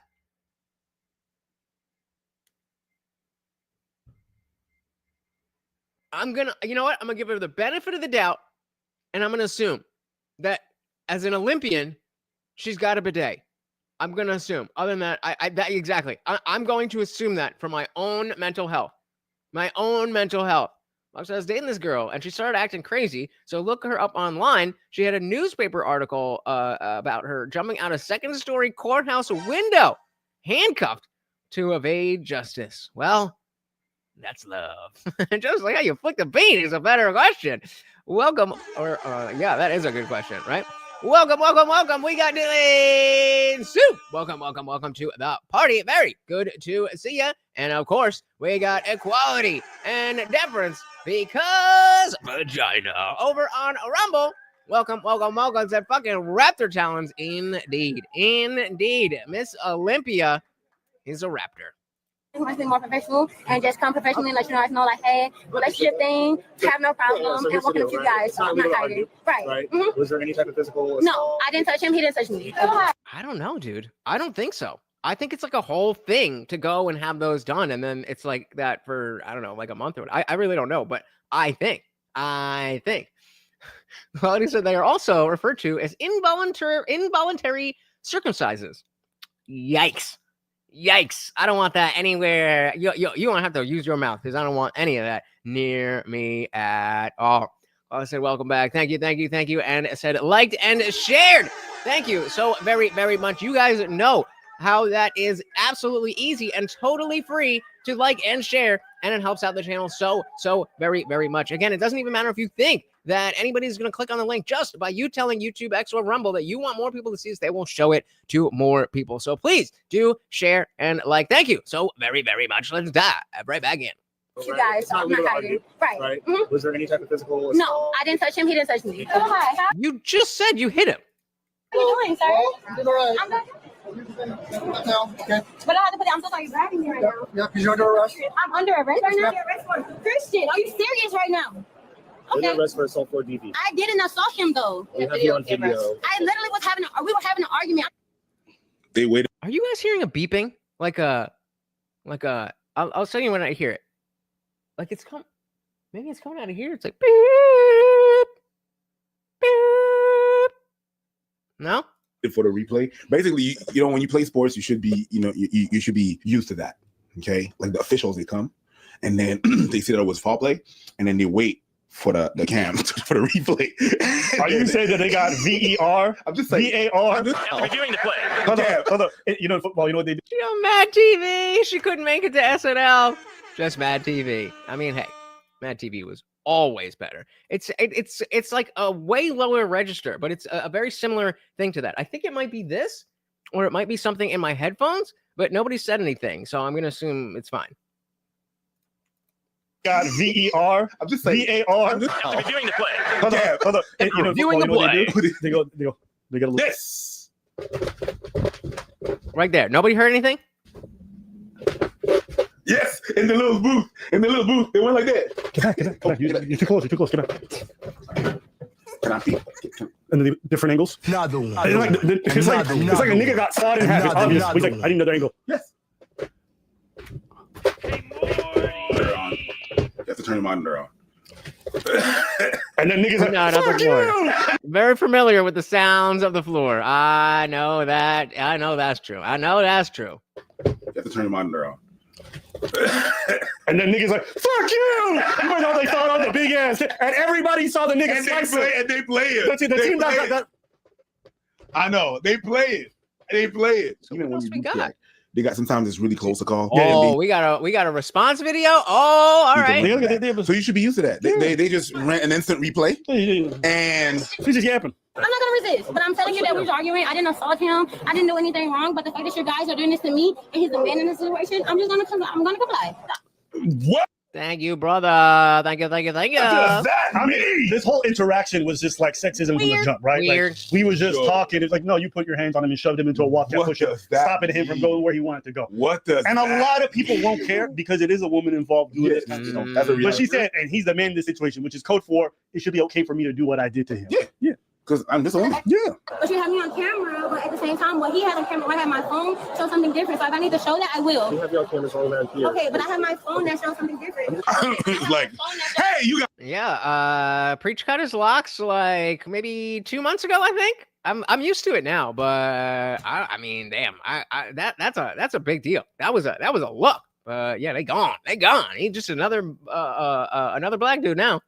You have your cameras all around here. Okay, but I have my phone that shows something different. It's like, hey, you got punked. There's a camera here. I got my cell phone camera. It's like, bitch, we got VR. Shut your ass up. I'm just asking, if he says that I wasn't being domestic, y'all still are going to arrest me no matter what, correct? Yes. Y'all still going to arrest me, so I have to stay in jail overnight tonight because of him? Girl, no, because of you, sweetie. You are in an airport. You know the thing that happened. You are in an airport. It's not what he says. And like with domestic issues like this between couples, It doesn't matter what he says. It doesn't matter. It's what the officers. It doesn't even matter if he wants to press charges or not. Nope. And then also, I mean, think of they were just bringing up the fact that you're in the airport. Like, you can't just be wilding in the airport. Remember, Meet the Parents. I didn't say bomb. I just said I don't have a bomb. You can't say bomb on an airplane. You can't say bomb on an airport. Bomb. You gonna arrest me now? Yeah. And that was pre 9/11. I'm pretty sure. Right? When did Meet the Parents come out? I'm pretty sure that was pre 9/11. Meet the Parents. Yeah, 2000. So I mean. Airport. You know the thing that happened. You are in an airport. It's not what he says. And like with domestic issues like this between couples, It doesn't matter what he says. It doesn't matter. It's what the officers. It doesn't even matter if he wants to press charges or not. No, it doesn't matter. Oh, Nick, you don't know what's good with Evan Preach. God damn, you gotta hit them up. I am gonna go back after I'm done. I didn't know which videos we were gonna cover, so I'm gonna take the links and put them in the description of the video. So when you go after the stream to comment on the stream because you love me so much and you want this channel to blow up, then you'll be able to see all the videos. And it should be that way. It doesn't matter. It's the officers that saw whatever they saw on camera. Absolutely. It's like he probably didn't even call security. Security got called. Of course. One of the worst places that I think that I would do some shit like that is the airport. When I'm about to catch a plane. You know what someone says? They said, ain't seen the Olympics? All she had to do was run. They wasn't catching her. He says an apology here. Hey y'all, it's Shakari, and more than anything, definitely a lot of self-reflection, a lot of understanding of not only putting myself in a compromised situation. Lutch and Evan Lutch. There we go. The new channel. Subscribe. But somebody that I have a deep care and appreciation for as well is something that holding myself accountable. I see myself, I'm taking this time to not only see myself, but get myself a certain level of help that overall is going to reflect who I truly am in my heart and my spirit, and not allowing this moment, but accepting this moment to be more. And so my only thing is I want to be more, not even just for myself, for my family, for my fans, and overly appreciate y'all supporting me and showing up and even holding me accountable to Put a 1 in the chat if you think that she is genuine. being my best self. So more than anything, I refuse to run away, but not refuse to run. But run away. She said I refuse to run. Come on, girl. Don't act like that was a mistake. You did that on purpose. Yeah, hitting people is not okay. She has a lot of work to do. Not genuine. Not genuine. Anything else here? So, yeah, don't hit people. Don't hit people. It's not okay. It's not okay to hit people. All right, let's move on. From Moist Critical, he won't stop drinking and driving. It's gonna be fun. This is gonna be a fun one. I gotta remember to do this because when we do the clips, I want to make sure it's all that stuff. All right, let's do it. God damn it! Come on, seriously. Move the bar. I can't see the thing. Thank you. Staying on theme of horrible drivers making terrible decisions, yesterday I talked about the lady who wouldn't stop texting and driving and then crashed the rented vehicle. Today I want to talk about Jeffrey. Stop the cap. The boy wonder who won't stop drinking and driving. Did you just get into an accident? No, I need to stay over here. Nope, you can't go back in your car right now. Because it's not safe for you to go in your car. Nope, can't go in your car. Nope. No, you can't. Oh, I can't. No, you can't. You're just in an accident. Nope. When I saw this Midwest safety clip for the first like 2 Shout out to Midwest Safety. seconds, I thought for a second that it was Jokic. I thought he went from buckets to brewskis here. Turns out it is a gentle sir named Jeffrey. And the way he is holding that case of beer, it's like a precious artifact to him. He's holding it like a running back holds a foot. The ninja death grip. We're going right back to Meet the Parents. If you could take this out of my death grip, death ninja grip, then you can have Now, it. Jeffrey's already been in one accident here. His car is smoking, and now he's got a brand new case of beer because he's ready to really get this farty sharded. He very much already seems sloshed, and an officer's like, don't get into the car, Jeffrey. You've been in an accident. You can't do that. And he's like, no, I'm good. I'm getting in the car. You can't stop me. This is my beer and this is my car. You do the math. Hey, can't go. Nope, do not go. Do not go. Get out of your car. Get out of your car, sir. Get out of your car. You're being detained. I need you to get out of your car. Get out of your car. Get out of your car. Because All bets are off when it comes to that Voodoo Ranger. you ran into a different car. The suspect is able to turn the officer's body camera off. When the officer is able to reactivate her body camera, the suspect is Uno reverse. violently backed up and then takes off, prompting the officer to initiate a pursuit. I don't know if this was a calculated move from Jeffrey here. Maybe he's a high-tech hacker and just went into the mainframe here, scrubbing If it is, that was a dope move. Just yonk. But probably not. the body camera footage, getting rid of the evidence, or if he was just like fighting back and just started like poking at the body camera and happened to turn it off. But regardless, Either way, the hold footage on. is gone. If that's the case, if you could just be like flailing around and turn off the body cam, that's maybe move the button. From the archives here, and he was able to punch it in reverse and then just peel out. So then it was time for a moderate speed pursuit. Just 1 minute before this interaction, another officer in the area is interviewing the victim, whose vehicle was hit by the same suspect just minutes earlier.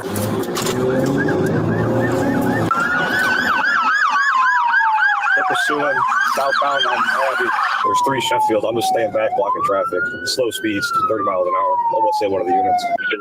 Most of this chase happens at approximately 30 miles. Guys, if you are new here, please do hit that like and subscribe. We are live every Monday, Wednesday, Friday, 8 p.m. Eastern, and sometimes whenever I feel like it, videos every single day. And come on through. Per hour. So my little game theory here is that he activated cruise control and just started fucking pounding those Voodoo Rangers in the passenger seat. This man was probably butt chugging as much as he could, knowing full well this was probably the last time he'd have the chance to do that for a while. Yep. Well, it says another chick cop who can't handle a perp. What else is new?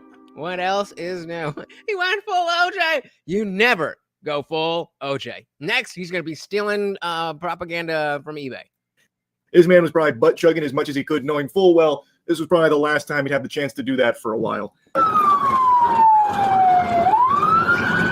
Constantly 0.19, speeds are 32.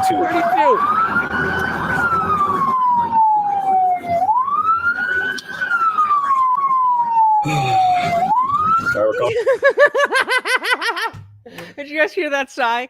Just like, ah.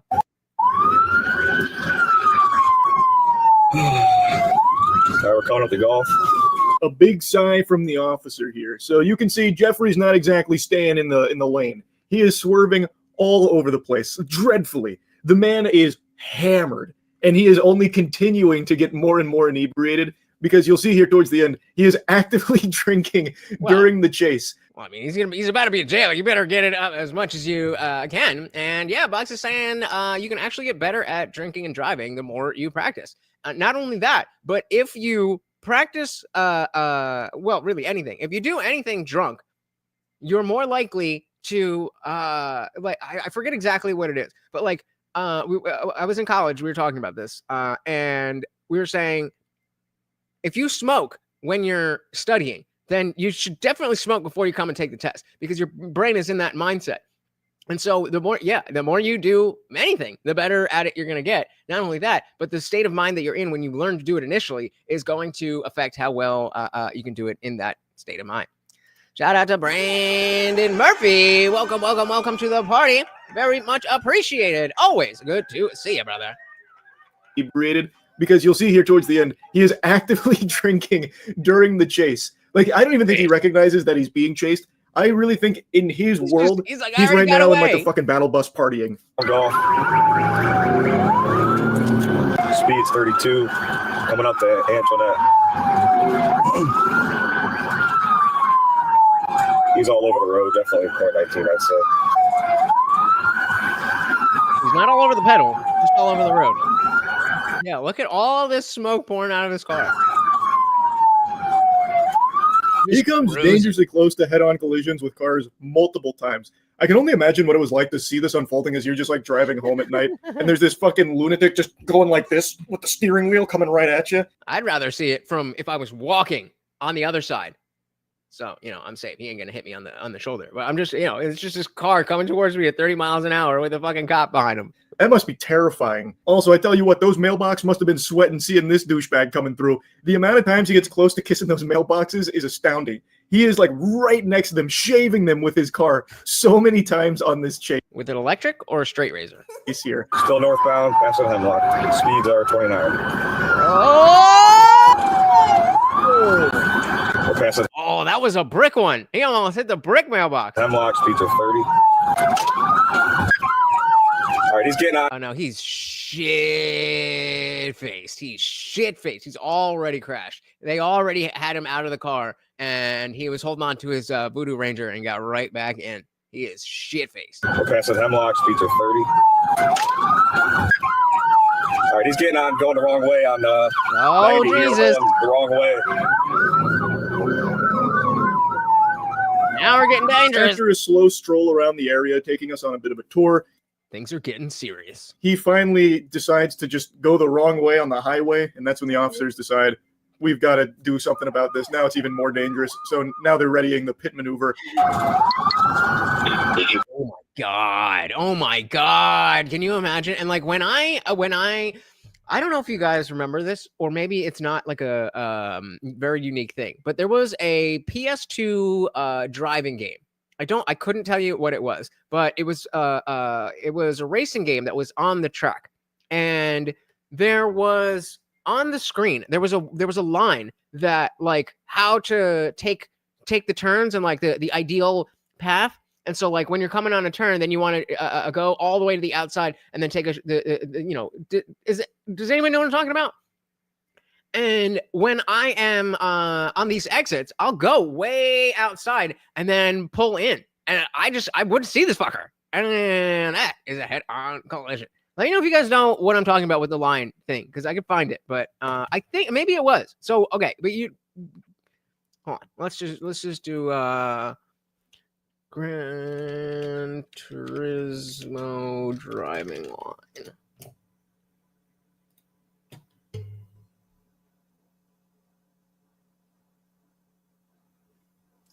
Is that what I'm talking about? Yeah. Okay, yeah. So that thing. Yeah, that thing. So I don't know. That's just always in my mind. And so whenever I always see that in my mind. And so whenever there's a curve, I'm always like on the way outside and hit the apex. Yeah. Okay. Word. So yeah, I'm not a gamer. I don't know if that was the thing. But that's just where my mind is, because I would be way out.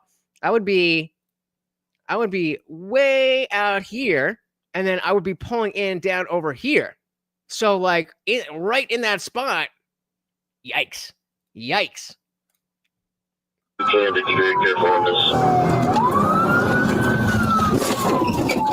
I figured, yes, I understand that really happens. That's why I do it in my car, but I know it from the video game. It's over. Got him. Oh!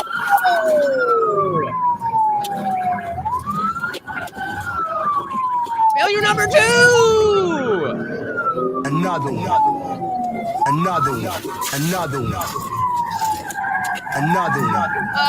Again. after some bumping and grinding, they do get him to drive into a ditch. I guess it's not really a pit maneuver. They're looking more just to like bump him off the road to get him away from the. They should have done a pit maneuver right at the back. Come on, we all know cars, this. it seems, and get like a, I don't know, maybe like box him in or something. Because they didn't really go for like the big time pit maneuver where they swing out wide and fucking blast the butt cheeks on the car or anything. It was more so like they were almost kind of like shielding the road from this car, like trying to just like grind him off to the side, which eventually does work. I already invested in a ditch. Nobody needs sugar for my car. Get on the ground, no! Put your hands on your back right now, you're gonna get tased again! Don't f***ing move, you understand? Don't tase me, bro! Stand up. Shit, Why not? With your leg.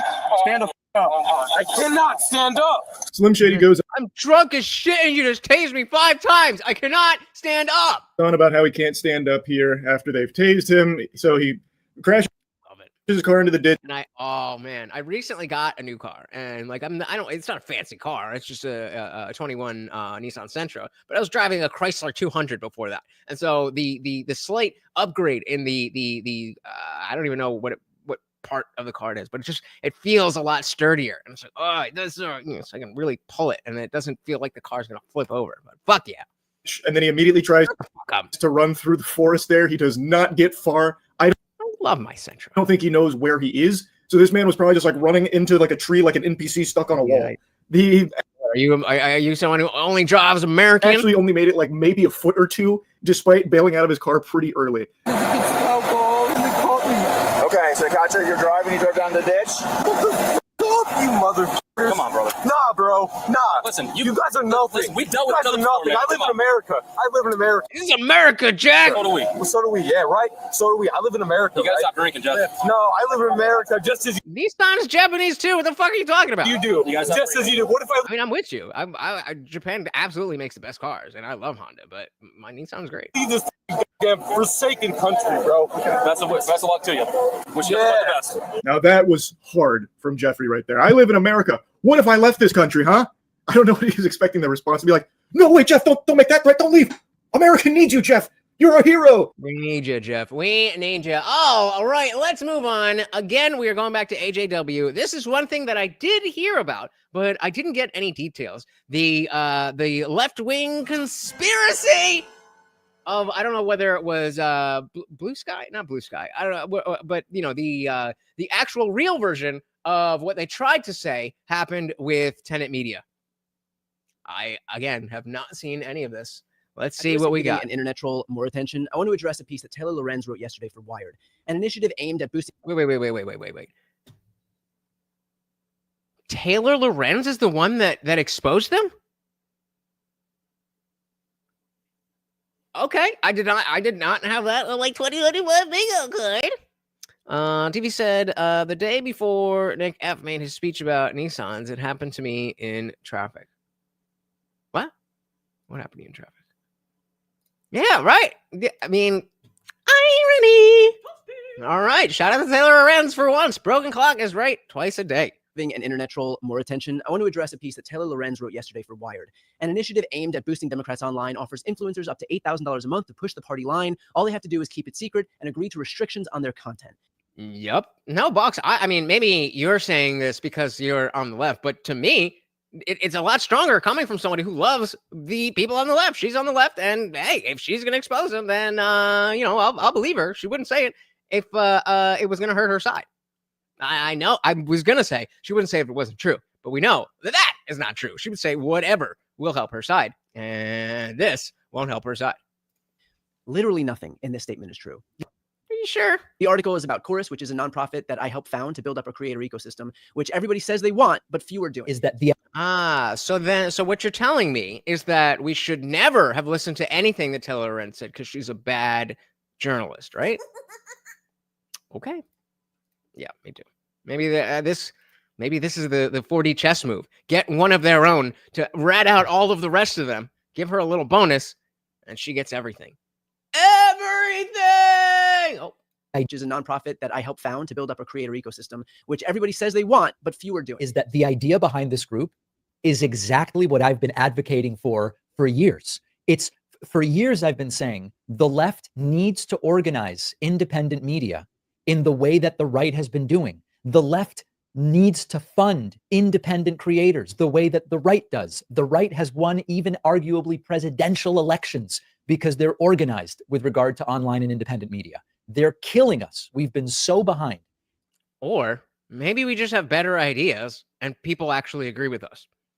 And this kind of support for creators is exactly what I've been advocating for. There is panic among the left-wing creator ecosystem as Taylor Lorenz, of all people, we getting there, buddy. We getting has there. dropped an article from Wired magazine alleging that dark money groups are funneling money to Brian Tyler Cohen's organization called Chorus, and that is essentially dictating the politics of a bunch of left-wing creators, both established and upcoming, and supposedly they are being paid to the tune of up to $8,000 a month in order to produce specific content in line with Chorus's mission statement. Now, of course, Taylor Lorenz is a very sketchy person who is not worthy of trust. So what I want to do is actually go into her article, talk about the creators that are being highlighted, but also discuss what I think is happening, because I actually believe that the truth is in between what a lot of the creators who have come out and spoken out against this article have said, and of course what Taylor Lorenz is doing, and by the way, is doing based on her own agenda. But before we get into that, as always, I want to thank everybody who funnels dark money through me over at actualjusticewarrior.com/join. All right, I was not even give me the money going to talk about this because I hate Why did you stop doing that? participating in the drama. I hate the circular firing squad that Colin saying better idea than a bunch of retarded leftists? No way. That can't possibly be it. often builds on the left. But it's really important that my audience know what's going on. So I am going to talk about it. I was named in an article in Wired yesterday, and the article is about a so-called dark money group on the left called Chorus. So David Pakman released this dramatic video entitled "They're Trying to Take Us Down," where of course he opens with the classic YouTuber line, which is, I didn't even want to talk about this. Normally I don't discuss this. Yeah, why did he do that? Normally I would ignore this kind of thing, but I just can't seem to do it because I owe it so much to my audience. In the last video, it's because he played it later in the video, but that's 2 videos in a row where he hasn't used it. Out there in order to explain what's going on. Honestly, I'm sick of the YouTubeisms in these kind of situations. I wish people like David Pakman would get to the point, because what his point actually is, to me, is a bit ridiculous. Guys, don't forget about the dog. He's gonna die. He's gonna die, guys. $1 will get him a treat. Come on. He's been starving all week. We both have. We need your help. Although I understand from his skewed perspective how this could be understandable. So essentially, David argues that the right wing has this coherent, working together, interlocking media sphere. And because the right works so well together, because we all coordinate all of our messaging and attack at the same points, because it's all pre-planned behind the scenes, David Pakman has said that he wants to be a part of an organization where he ends up building up the left-wing alternative media, because the left is 10 years behind on the internet.com. Now, while I completely disagree with David Pakman's assessment that the right is this coherent monolith moving in one direction or another, when in reality, in my experience, what I've seen time and time again is a bunch of different right-wing creators ripping me off and not even giving me credit for the ideas and stories that they steal from me. In reality, I understand that there are certain media organizations and certain groups among the right wing that basically boost up talent and manufacture talent in order to bring them forth to the public. I mean, make no mistake about it, Brett Cooper is a product of the Daily Wire. This was an actress that they recruited, gave her own show. She was extraordinarily popular enough that she was able to go on her own, but she still started out as an industry plant. The same is true for Tomi Lahren, except she was somebody who was an industry plant over at The Blaze. Very true. Now we got what's her name? The Liberty Hangout chick. Caitlin Bennett. But all of these people may have been pushed by The Blaze and this and that and that, but they all still do independent work. And they're trying to act like the Tenet story. I genuinely don't know. I am not trying to be out here like, no, that was all totally fake. That's why Lauren Chen is completely gone. That it was all bullshit. I'm not saying that. But to act like it's a there's a cabal that dictates what right-wing media is. I mean, they must be really, really, really good at fostering a debate then, because there's a lot of discussion on the right. It's not a monolith. Shout out to Boggs. There we go. That's all it takes, guys. That's all it takes. $1 for a treat for Morty. Thank you, thank you, thank you so very, very much. That's 1/5 of the way there. 3 donations out of 15 in total. That's all we're asking for, guys. 15 donations in total. And if we can get the $50, that would be awesome. But $15 will do it. $15 among all of you. I know you're not that broke. The same is true for Thank you, Tommy sir. Lahren, except she was somebody who was an industry plant over at the Blaze. So in reality, there are certain groups and certain organizations that attempt to foster talent, but the idea that the right-wing ecosphere is all of these influencers coordinating and working together is ridiculous and absurd. In reality, most of the people on the right-wing side end up just doing their own thing. Exactly. Now Morty won't die. I mean, that treat. He's still chomping on it. That gives him another 10 minutes. End up fighting against each other. There's a lot of pettiness over here, which I'm sure is not all that much different from what goes on the left wing, with one exception, which is, of course, because the left wing narrative is in fact the mainstream narrative, they don't gain as much traction on the internet.com, because already at this moment in time, 92% of the mainstream media outside of Fox News, of course, parrots their talking points. So there's no need to search the internet for a lot of people for these alternative viewpoints. So David Pakman, I think he's wrong, but I also understand that it's very likely that he believes in this. And in reality, I'm also not against, in principle, the idea of building up younger content creators. In fact, Box is broke and in debt and is still able to feed the dog. Thank you, sir. Thank you. Thank you. Thank you. I would love to be the head of an organization or receive a stipend or something of the sort. Shit, me too. There we go. There we go. All right, let's get it in its full effect. And creators. In fact, I would love to be the head of an organization or receive a stipend or something of the sort. Give me the money. Give me the money. Okay. In order to help boost up my channel and my content. However, that's just not the way things work, at least for me, and it never has. Now, according to this Wired article, I got you guys. I got you guys like Box and TV viewers. Thank you guys. Thank you. Article, it says influencers included in communication about the program and in some cases an onboarding session for receiving payments from the 1630 fund, which is supposedly the dark money group that is behind this all, include people like Olivia Giuliana, the centrist Gen Z influencer who spoke at the 2024 Democratic National Convention. Now, first of all, only in the radical mind of somebody like Taylor Lorenz is Olivia Giuliana an actual centrist. If you guys will recall, this is a person that she's probably far left, right? At the left actually put forward as somebody who is going to lure men to the left-wing side, and she got really upset when people started making fun. You thought that was going to attract men? You thought that was going to attract men? What? Oh, hell no. And we wonder as liberals, we wonder why people don't pay attention to us. We brought in this to bring in the men. She thought that. Okay. All right. Okay. Okay. Fair enough. I was running back. I was going to say, God damn. The left is... Jesus. All right. Let me hear that one more time. Juliana, an actual centrist. If you guys will recall, this is a person that the left actually put forward as somebody who is going to lure men to the left-wing side. No, the left put her front. Is the person. This is the person that the left actually put forward as somebody who is going to lure men to the left-wing side. To the left wing. And she got. And it's that. Oh, hell no.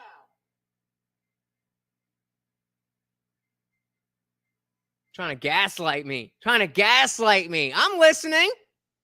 They were like, yeah, that's going to bring all the men. Gorlock would be better. Gorlock would be better than this. Oh, my God.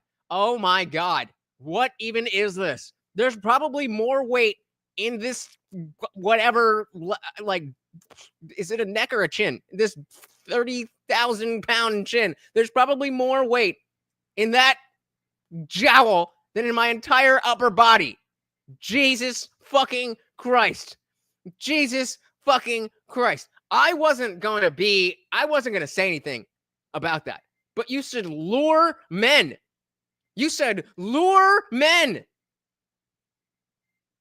To what? Think they're getting a bodyguard?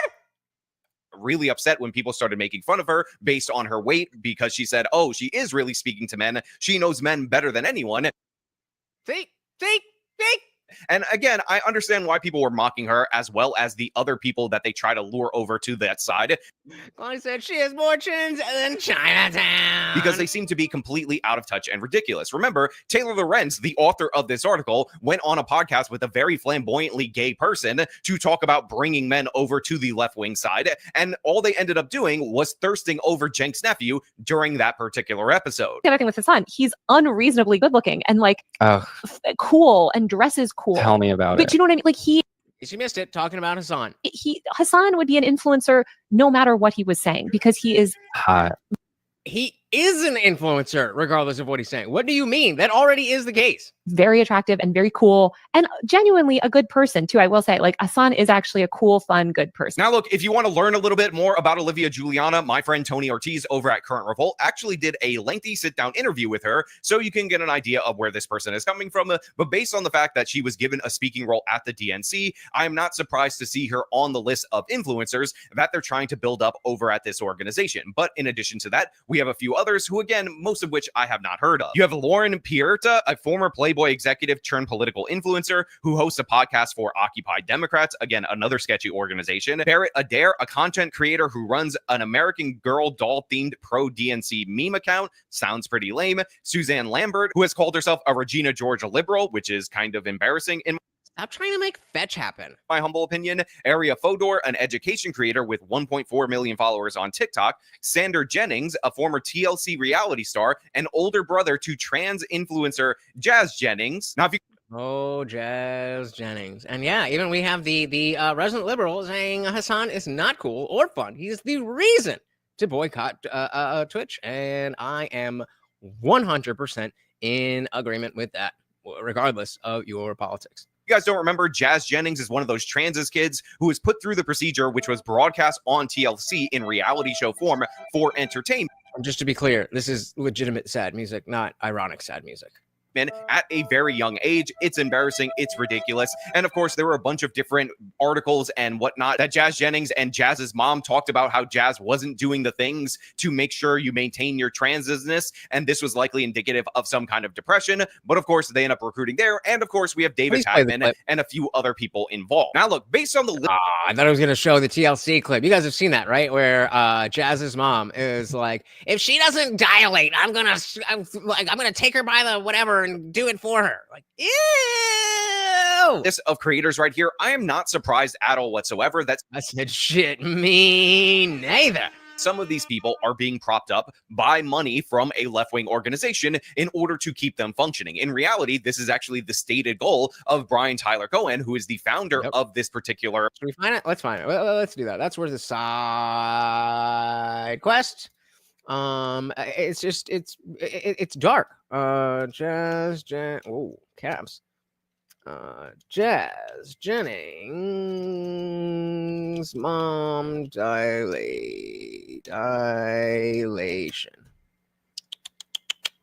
I believe we got. Let's go with the one Officer Tatum has for us. If someone asked me why I used to be a boy and now I'm a girl, I would say that I have a girl brain and a boy body.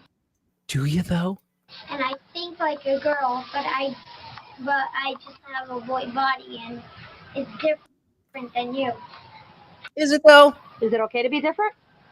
Yeah, of course it's okay to be different. Is it okay to lie to your child to lead them into a life of despair? No. Yes. You like it? Because why? It's okay to be.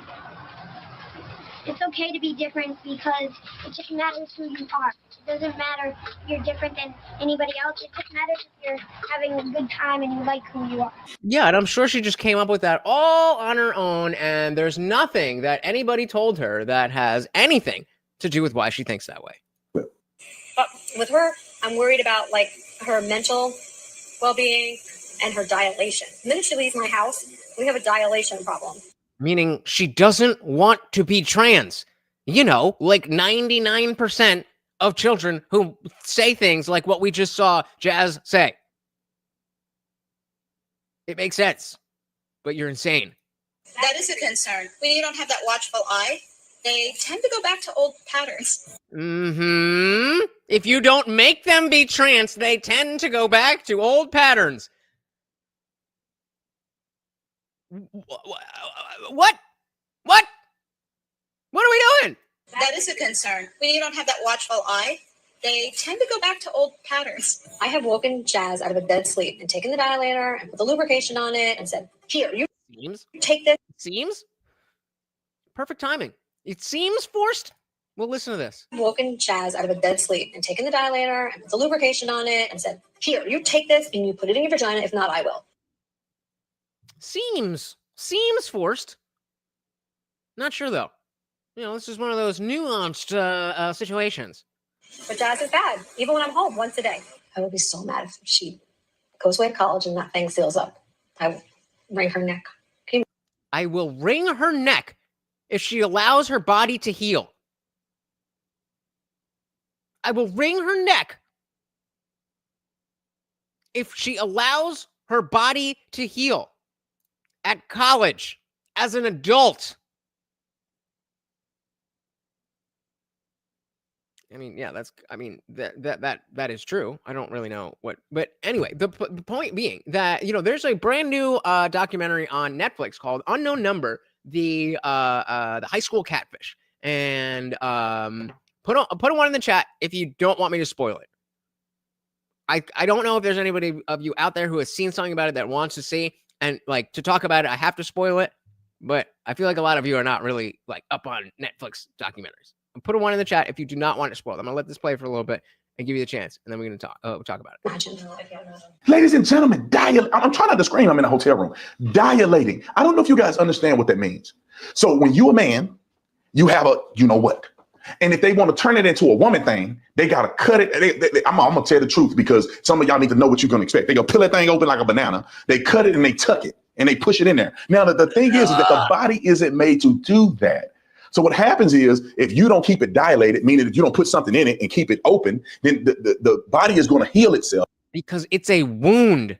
It's a wound. And it's going to close in on itself and it's going to, you know, pretty much. You know, like my ears. Is it this one, right? Like, see, this used to be half an inch large. You can see this little dot. That used to be half an inch. Literally that on both ears. Oh shit. This one's smaller because I've had it. But like, that's what happens when you put a hole in your body. Oh, and my lip too. You can't even see that one because that was small, but you know, right there, maybe. Point being, if you put a hole in your body where a hole does not belong, then your body naturally will try to close that hole. So much for all the fucking parents who are like, what are you going to do when you have saggy ears? They close up. They close up. Just like fake vaginas. Well, so my ear piercing is still open. I've not put anything there for years now. Well, yeah, it's going to, I mean, I could still put something through it like a normal earring. I certainly can't put, like a half-inch thing in there. But it's not going to completely close because with enough time. So if you make the hole, right? So let's say this is the earlobe, right? And so it's solid and you poke a hole in it. So now, if you look at it this way, then all this skin is open. But because the earring stays in there, then this skin, all of that closes up. And so the stretchiness might be there, but there's now healed skin here. That's why that when you get a piercing, you have to keep it in for a few days. You have to rotate it. You have to clean it because it's an open wound. But because it's dilated with the earring, it heals around that. But because this is such a different thing than an earlobe, because this is so different, and why is this? There we go. Okay, that was pissing me off. And yeah, so same thing will happen. And you still need to use your, I mean, I don't know exactly what's good, but you still need to use your bodily functions. So it can't close up completely. I don't think that is ideal, but that's why you don't cut your dick off. Try to, I reconnect the tissue that ain't supposed to be open like that. And what happens is many times people have infections. It becomes, sores and stuff on it. And then if you don't put something in it and pump it up to keep it spread open, it begins to contract. And yeah, so think about it instead of like an ear piercing. Think about it as if you got like a piercing that went all the way up your arm, like just a regular, barbell piercing. But you have one ball here. Come on, you got the one ball here, and then the piercing goes under your skin.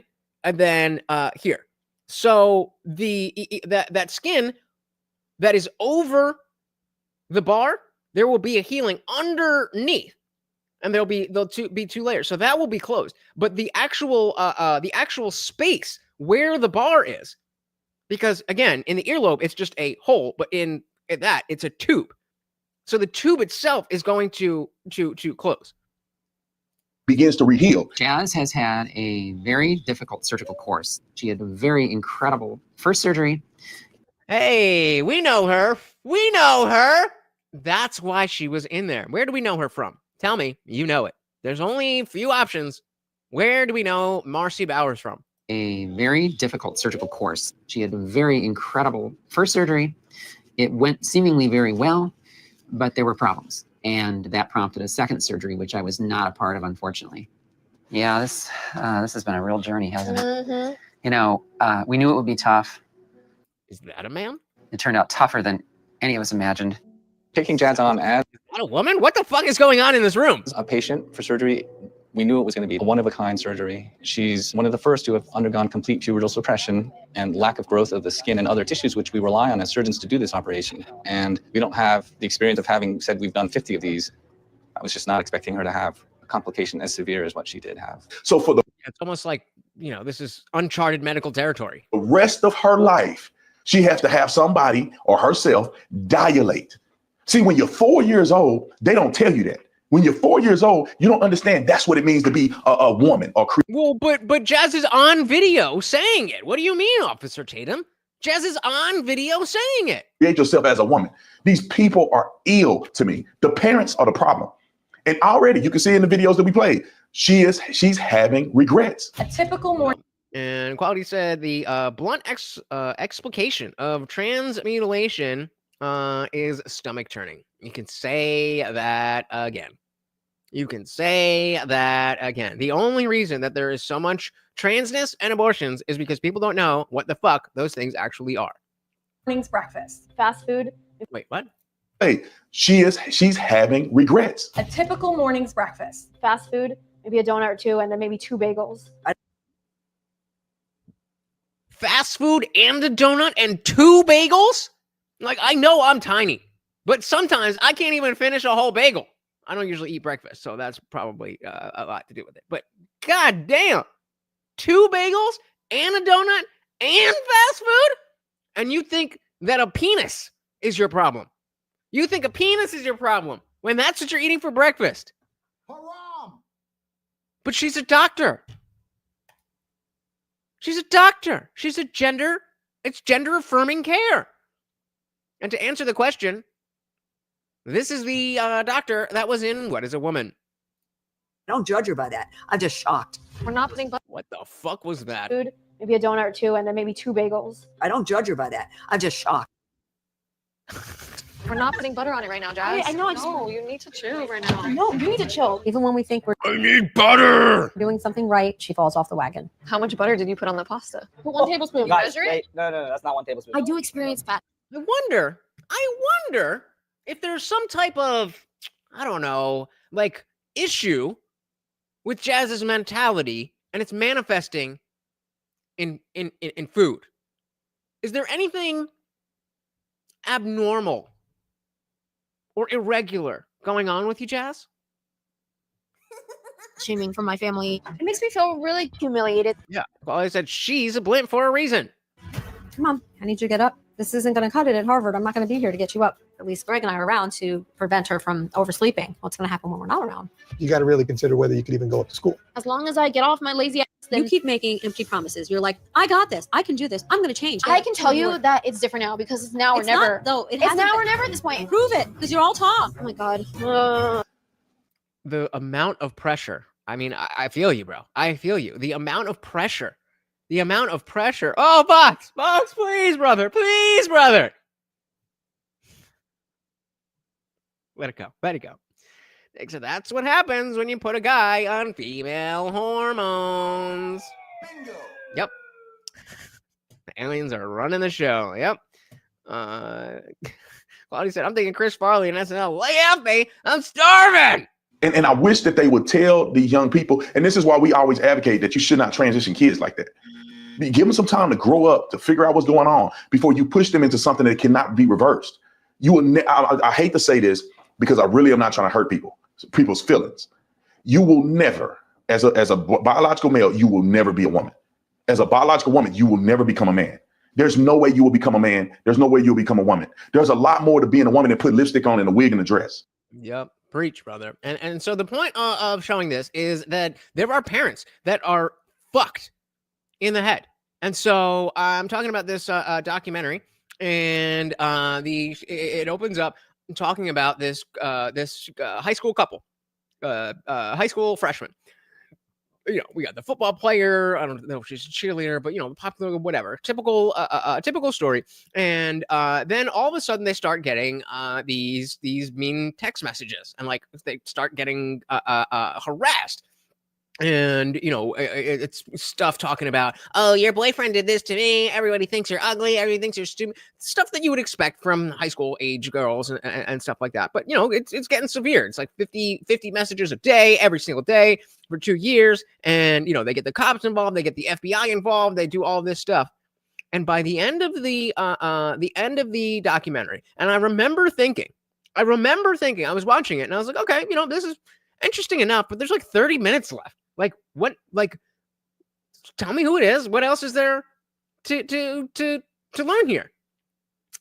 Turns out, the entire time, again, we're talking about 20 months of constant harassment.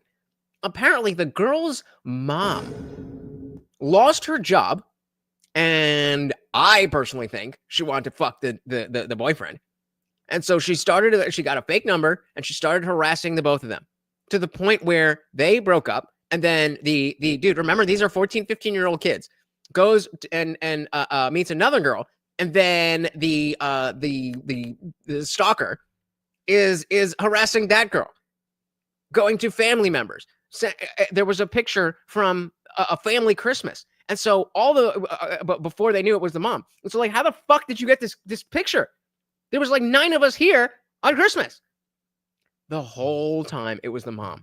And it's stuff like Owen was the guy's name. I just had Owen just had his fingers in my pussy and my dick, like vulgar shit. And constantly just, you should off yourself. Nobody likes you. I mean, anything that you could think of. And it was the mom. I don't know.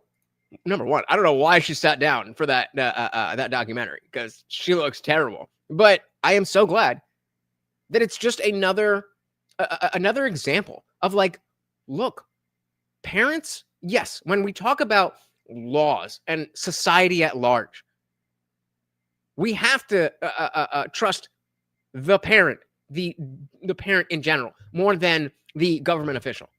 That just has to be what it is. That doesn't mean that parents are perfect. Far from it. And so it's not as easy to just be like, no, well, that's why Tim Pool and Emma Vigilant got into that argument. It's just like, so you're against parental rights? Parental rights for what? Parental rights for what? That is the question. All right, back to the left-wing influencer campaign exposed. In reality, this is actually the stated goal of Brian Tyler Cohen, who is the founder of this particular organization. And he explains that the reason he wants to do this is to jumpstart these people's careers so they don't work a full-time job anymore. So here's what Chorus is. It is a scholarship program to teach creators how to grow their accounts, foster engagement, launch their own shows, and become profitable on their own. It's an incubator program to build the pro-democracy ecosystem. Influencers and creators have never been more important when it comes to how Americans are consuming their news. The right has been doing this for years, and the left needs to catch up. That's doing what exactly? Are we talking about, like, just having a company? whatever. Why we're doing this with Chorus. So let's talk about what Chorus is and what it's not. Chorus does not pay creators for content, does not tell them what to say, it does not control who they talk to or work with, and there is absolutely nothing in the contract that could even be reasonably interpreted to say that we do. Period. Full stop. I don't know a single creator who would willfully sign up for a program that would tell them what they can or can't say. That's not the point, brother. In the same way that you guys have all the issues with Russian and Israel influence, the idea is that if they know the political opinions of the people who sign their checks, then they are way less likely to say something that's going to go against that. That's not what this program is. We pay people to show up to workshops and technical trainings to optimize their content online. For example, we've got trainings on how to package content for YouTube, trainings on how to optimize audience retention for Instagram and TikTok, trainings on how to form an LLC. And again, this makes perfect sense to me because there's a lot of people in the creator space that I can just look at and examine and realize by looking at them that there is no way, shape, or form that their job as a creator is actually... I mean, I guess it depends on what state you're in, Nick. Be careful, because in some states you do. Paying the bills on its own because their economic model makes no sense at all whatsoever. Now you compare and contrast that to me, where you look at my monthly views on a platform like Social Blade, and you can get an idea based. Flashbacks. This is all I wanted to show you guys with the debate last week. This is all I meant. They were going to compare Social Blade. That's what Dick Measuring Contest was referring to. Based on Social Blade estimates of a wide range of incomes for somebody like myself, factor in Patreon, factor in Subscribestar, individual donations, and of course my website memberships, and you get an idea of how I can make a living that ranges from an okay living to a really good living, depending on, again, my monthly viewership. Again, it's easy to discern who has a viable model and who doesn't. And in that regard, by the way, David Pakman clearly has a viable business model. The guy has a ton of sponsorships, he has a ton of subscribers, he gets a bunch of views on many of his videos, and it doesn't look like he has a widespread operation. So I don't believe that David Pakman has sold out for the money for this particular organization. And I actually genuinely believe that he does see this as a way to foster new content creator growth in order to fight back against conservative media. I don't necessarily disagree. The issue is the lopsidedness of the fact that all of them were ready to jump down everybody's throat. We like, oh, Russia, oh, Israel, oh, AIPAC, oh, this. And then they're trying to do the same thing and act like, well, what's the issue? What's the issue?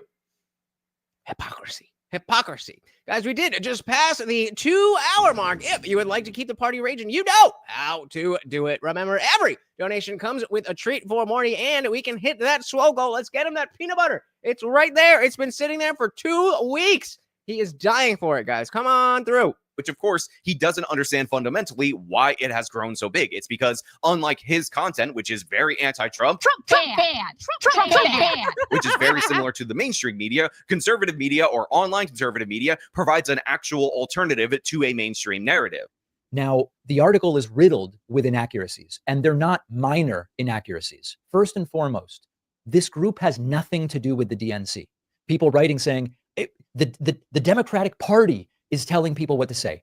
At its base, the group has nothing to do with the DNC. Period. At its base. But, you know, deep within it, of course. Period. Number 2, I do not get clearance for anything I say. I do not run interview questions. Yeah, you don't need to because you know where your bread is buttered. By anyone at Chorus. I don't tell Chorus when I'm going to be doing an interview. Now, this is, of course, where I come into conflict with the overarching narrative from Taylor Lorenz, which is that all of these creators are being paid in order to say specific things directly by the DNC via these dark money groups, because in reality, as I told you a million times on this channel, that is not how these influence operations actually work. This is something that people get wrong all of the time. What actually happens with these organizations that want to promote a specific worldview is that they don't reach out to people that disagree with them in order to pay them to repeat their talking points. And by the way, it has been made clear by multiple different people, including this particular article, that this organization has only been up and running for 1 month or 2 months. So the idea that they've had this broad influence already when they've been exposed basically at the start in the incubation phase is patently absurd and ridiculous. But the thing that Taylor and a bunch of these I'm holier than thou people don't seem to understand is that these organizations don't pay people to change their minds. They pay people and prop up those who are already aligned with them, those who already agree with the things that they want promoted, because it's much easier to do it this way. I mean, really think about it. All right. Talking about really think about it. I just put up a poll that is very, very important. I really need your guys' input on that. And be honest. You have organizations like Russia Today, who is now defunct, RT America, that hired figures from all over the political spectrum. You had Ron Paul, Jesse the Body Ventura. You also had Ed Schultz and a bunch of other people, both left, right, and center. However, they all shared one common belief, which was that they were very skeptic of American policy, especially foreign policy. But whether or not they talked about that was irrelevant, because what Russian influence ops want to do is actually just get us focused on divisive issues. That is why they would have people who were super pro Black radical, Black Lives Matter, and also would have people on the flip side that would be arguing against that. It's not about what position is right versus what position is wrong. It's about Don't worry, quality. The poll is, if I move the last 30 minutes of the show to Rumble, would you follow? I have a feeling that either you will already be there or you would have already left. About getting people talking about divisive issues. Think about Al Jazeera and AJ Plus, all this left-wing garbage content that they spew out there about how America's corrupt, the millionaires and billionaires are financing everything, and all this stuff that reads very left-wing was being pushed by that organization. Yeah, don't forget about MSNBC, CNN. Like, what are we talking about here? ABC News. While at the CBS. same time undermining American foreign policy in the Middle East, because the whole point of Al Jazeera and AJ Plus and all of those groups is, again, to undermine confidence in the American system from whatever side. In fact, it's actually better for them to do it from both sides of the aisle, because if they do it in that way, guess what? People say, oh no, I'm getting the truth. I'm getting a real perspective here. Put a 1 in the chat if you have ever opened Substack. Because I'm hearing from all these different various people. But I'll give you a little bit of a secret. I'll give you a little bit of a hint based on my own personal experience. I actually knew one of these people, actually a few of these people that ended up working at RT, and one of them, prior to signing the contract, promised me up and down that he would bring me on as a guest contributor for his show, because he thought I had a good perspective. He liked to argue against me, and yes, this was a left-wing individual, but guess what? When push came to shove, I never once got the call to appear on the show. Never got a DM, never got a message, never got anything of the sort. And folks, I'm not shitting on Substack. I'm saying that to move to that's not a thing. We already stream to Rumble, and I already have a pretty regular viewer, and it still didn't make sense to stream to Rumble all week because I didn't have any way to tell you guys that I would be there. So the reason that YouTube is where everybody is because that's where everybody is. You can't go where there is nobody and expect people to follow you if you don't already. I can't even get people to follow me here. There's only 6 of you here right now. And 2 of you are saying that you wouldn't even go off of YouTube. So that's what I'm saying. Like that's why. And I mean, equality, shout out to you. But, you know, I'm past the days of doing a show for one person. You know what I mean? the reason for that is because they don't like the kind of content that I produce, because I am not somebody who throws America under the bus immediately in order to generate outrage clicks. You guys know my position on how ridiculous it is for everyone to be worried about World War III all the time. And I've stated so multiple times. So guess what? When it came time to give somebody the call, even though I had a connection, it was never me. You might find people who agree with me on a whole host of issues that are appearing on that show that give the illusion that they're going for broad perspectives. But in reality, what they wanted were my more divisive takes, or somebody similar to repeat more divisive takes, while at the same time not having any chance of somebody countering their main narrative, which of course is undermining American power across the world. Now, the same exact thing is true for these left-wing or right-wing organizations. And the beauty of running an op like this is that you don't actually have to have it in the contract that you're not allowed to go against this candidate or this narrative. In reality, all you have to do is set up a culture, recruit a certain amount of people, and because you're... Hey, shout out to TV Viewerski over on Rumble. There we go. There we go. So I'm not going to do it. I'm not going to start yet. If anything, it's going to be next week. I'm going to do like a big poll. I'm going to ask in during the streams and all that stuff. I think that's just a good idea, so that at least if that happens again, then there is a way that like you guys will all be, well, you know, already Rumble. Like you wouldn't have, I mean, put a 1 in the chat if you checked Rumble to see if I was streaming when you didn't see me streaming here. I doubt anybody besides Equality did. And, you know, fair enough. Like I don't follow anybody on Rumble, but that's all I'm saying is that I need that ability to reach you guys, to let you know where I am if we were going to do something different. Shout out to me. Hey, welcome to the party. Yeah, everybody's got to start somewhere, right? Everybody's got to start somewhere. all you have to do is set up a culture, recruit a certain amount of people, and because your donors are coming from a certain section of the Democratic Party or the Democratic Party donor base, it is just expected that people that are to be recruited are going to be aligned with the mission. Now, of course, well, if you had your Discord notifications on, then that wouldn't be a problem. Should we go through that again? Let's go through that again real quick, guys. If you are in the Discord, then right at the top. So if you're whatever server you're in, you're going to be in different servers here, but you click our server, then right at the top, then you go to notification settings, because of course you obviously don't want a push notification on your phone every single time somebody posts something, but you want to be part of the conversation. So turn on only at mentions. Don't go to nothing, because then you're going to forget that the server is here and we're not going to talk about anything. You can even suppress the at everyone and at here messages. I know that, whenever I put something out, I do tag everybody. And if you are in the Discord regularly already, then you don't need to be tagged to see that. You'll just see that. And especially now that I'm going to be dropping videos every single day, totally fine. Totally fine. I mean, there's even if you want to suppress all the role mentions. So like if we're doing a movie night and I tag at moviegoers or at disciples, if you don't want anything except when somebody specifically tags you, your username, or replies to you directly, you can do that.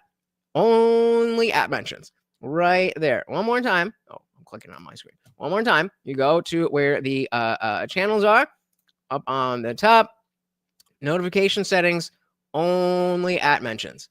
That is how we build this community. Otherwise, it's just going to be fucking Marcus and Michael Blackman talking over and over and over and over again.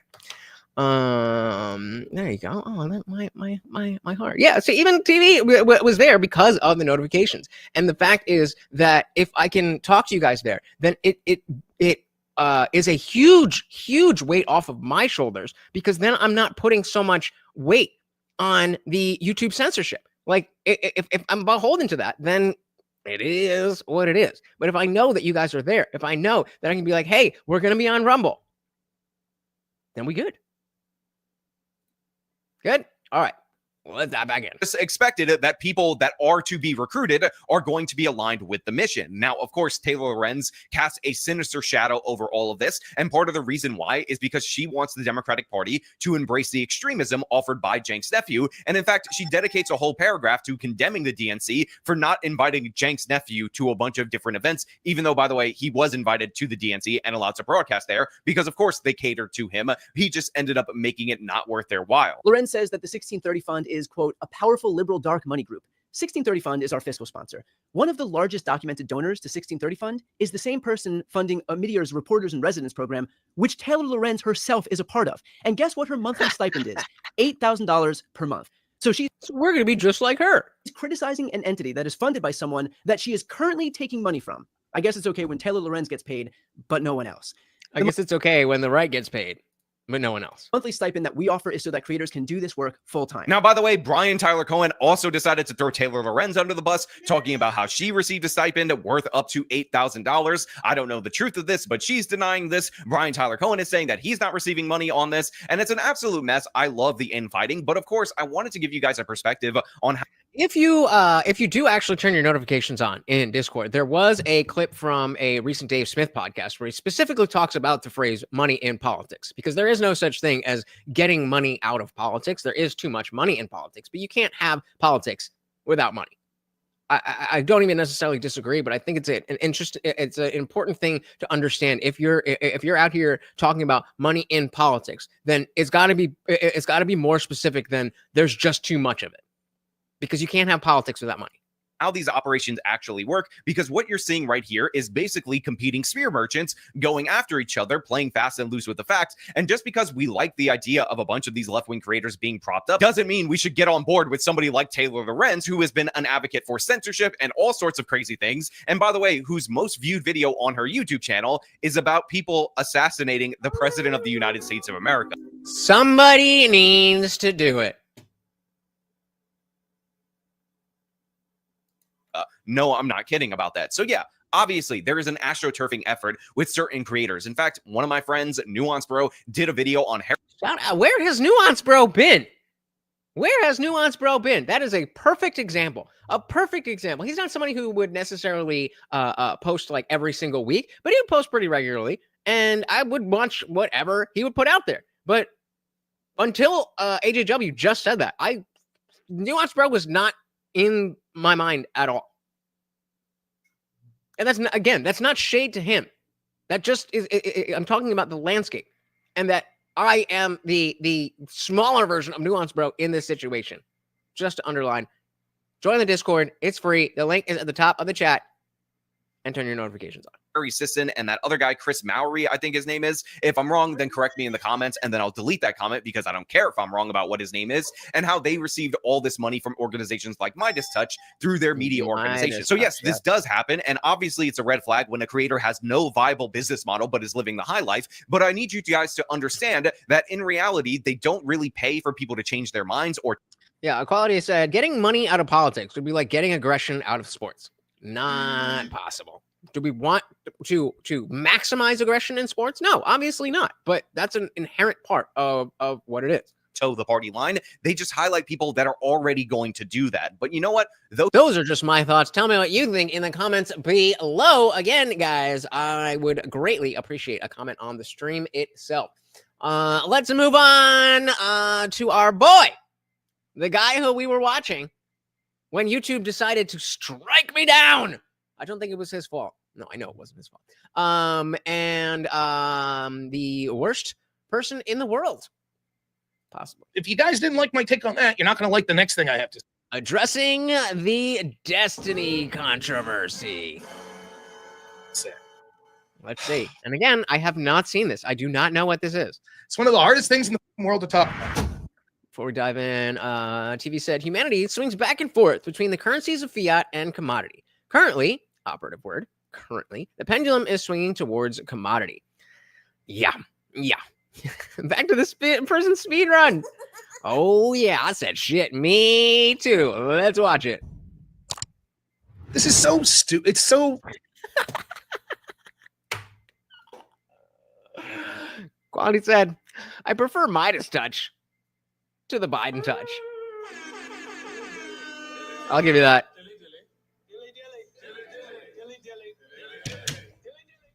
There are things worse than Midas touch. Hardest things in the world to talk about. Here we go. This is so stupid. It's so Jerry Springer, just one convoluted bullshit after another. All right, here we go. Someone in the audience tell me if I got any of this wrong. Full disclosure, any of this might be bullshit. Every allegation is... It's not. Just that, an allegation. I don't have proof of shit, nor do I care to find it, nor am I trying to besmirch people. I'm just trying to outline the facts as I believe that they've been said. Then I'll discuss if those facts were true, what that would mean, and how likely are they to be true. That's it. But I'm not saying that any of this shit's definitive. I know people are getting litigious, so that's that. So here we go. When we last left our friend Destiny that blacklisted me, here was the allegation. There were two sort of allegations that were connected. He had filmed himself in sexual encounters. Again, all of this is allegedly. He filmed himself with sexual encounters. For the first one, we'll say it was consensual. The sexual encounter. But he sent it to a minor. A third party. That third party then... Oh, no, yeah, it was a minor. Sent it to a third party. Cool. This sexual encounter. But he sent it to a third party. That third party then was hacked, is the allegation, and that's where videos sprung up online of Destiny engaged in sexual acts with a male, some females, etc. One of those females that was recognizable on these tapes is pissed off because she's claiming and apparently allegedly filing a lawsuit that she did not give consent for that video to be sent to a third party. Revenge porn. A second woman said she was then made aware that there was an audio recording of her engaged in a sexual activity with Destiny, and that was spread around to people. That's Destiny. So the second allegation is worse because it would be that there was a non-consensual recording taken. First allegation was a consensual recording. Everybody good? That's the allegations so far, right? Okay. Here's the part where I get murky. The woman that allegedly was hacked, that Destiny sent these materials to, someone correct me if I'm wrong. Was this woman the same woman that we're seeing DMs from this week? So I believe so. Don't quote me. I could be wrong. It could be a different woman. Now, the reason this matters is when these releases of this sexual videos were released, there were also screenshots of direct messages from Destiny to this other lady. And my hearing of it, and this could be total bullshit, my hearing of it was, no, sadly behave. Women throw that shit at Destiny. This lady was like an OnlyFans performer. I don't even know what I'm so fucking, I guess I'm a prude. I don't know. Is the idea, hey, lady that I'm trying to hook up with, here's videos of me having intercourse with other dudes and ladies. I guess, it's just a different world. It's just a different world. No, if it's an attempt to, hey, we should get together. I don't know. It's not my world. I find the whole shit fucking gross. Well, he's been married for a little bit, right? So like, I mean, even as a single dude, like I'm not really out in the streets like that, but even, knowing what it'd be like. But this is what I'm telling you guys. If you have been in a relationship in the last 5, I mean, I want to say 10, but really 5. So there's 2 different periods. 2 different periods. If you got into a serious relationship that you're still in within the last 10 years, there's one level of you don't get itness. If you've been no. So 10 years, that's the you don't know, you don't have a fucking clue. But even if you've been in a relationship since, pandemic time, you still don't really know. You know how bad it's gotten. You have an idea of where it's going, but you don't really get it. Grotesque. But grotesqueness of it aside, that's it. So that's where we stood. Anyways, that's it. And there were a bunch of DMs of sort of sexting with him and this lady. Now it is being alleged that this lady was not 18 when the minor. The screenshots I've seen of the alleged DMs seem to show some pretty graphic sexual conversation between Destiny and this lady. And then it seems to imply that there was videos or pictures exchanged, I think, from her to him, maybe, but maybe it was the other way as well. That I'm not clear of, which would be problematic if she was not 18. That's where we stand today. So now it's, was Destiny involved in a situation with a minor? I don't know what to say. It's all fucking gross and convoluted. I know what to say. Yes. Really is. Like, let's just take a step back and say this. It's so weird to me. Like, look, I have my own beliefs on promiscuity, whether it be from red. He did not say that. He did not say that. Bro. That is not helpful. That is not helpful. If you can get me a clip of that, I will be so happy. They said if she had anything to do with Destiny, I guarantee she was no lady. Niggas on fire that night. Facts. He's predicting it. Okay. I mean, hey, 17 going on 27. It says best to keep your legs shut harder than Fort Knox. The thought of casual sex makes me want to puke. Don't be a slut. I'm puking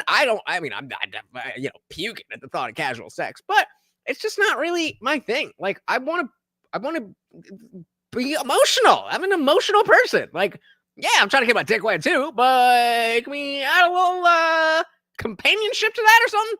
Pill guys that are like, just go out and bang a bunch of chicks, or the idea of like being bisexual and, whatever. But I don't even feel like talking about that. I'll just say, I don't get it. I don't get the like crazy relationships that all these fucking individual streamers have. And they're like, whoa. This is a left wing and a red pill thing. This is not an individual streamer thing. I don't know, man. I just want to hang out with my wife. Equality gets a dilly from Equality over on a rubble. You don't like slots, Equality? Come on. You hit a slot one. One. You've done one. There's been one, right? Come on. We've all had that one. That's like, ugh. That's it. So I don't get it. I also don't get this idea of people in general that are streamers, and it's not limited to just political streaming. The allegations of doctor disrespect, even if the person that he was allegedly sexting wasn't underage. Even I don't know how that ever shook out. I don't know. But what the fuck is wrong with people? Like, you're communicating with your fans with like sexual. It just seems like you're opening yourself up to a world of problems. I don't know why Yeah, and I mean, I'm, I'm not. Let's just say there's certain things where you don't really know how you're gonna react until you're in the situation. We were talking yesterday with Alex O'Connor, the philosophy guy, and we talk about the trolley problem and would you pull the lever and all that stuff. And you can have all this ideation of what you think is right and what you should do, but there's a lot of things where you don't know. And so I've not been in the position where I've had some young girl be like, "Oh my God, I love the Indian Jesus. Let me show you my titties because I want this and that." And like, first of all, I am so, if that's you, come on through. I ain't stopping it. But there's definitely a level of the parasociality, but also power dynamic is such a left-wing coded thing, but that is real, where it's like people think that you're up here. And I'm saying, again, it has not happened to me. I'm some fucking nobody. I'm not trying to be like, yeah. That's not what I'm saying. But he's talking about streamers, and with a little more growth on this channel, it better fucking come soon. You can't tell how short I am, and I'm fucking cute. Point being, I completely agree that it is dangerous to have somebody hit you up and be like, "Oh my God, I love your content. I love what you do. I love that," and then get sexual with them. That doesn't mean that you can't do it, but I wouldn't just like if somebody hits you up and they're like, "Oh my God, I'm in love with you." I wouldn't necessarily just like go with it. Like, slow your roll. People do this.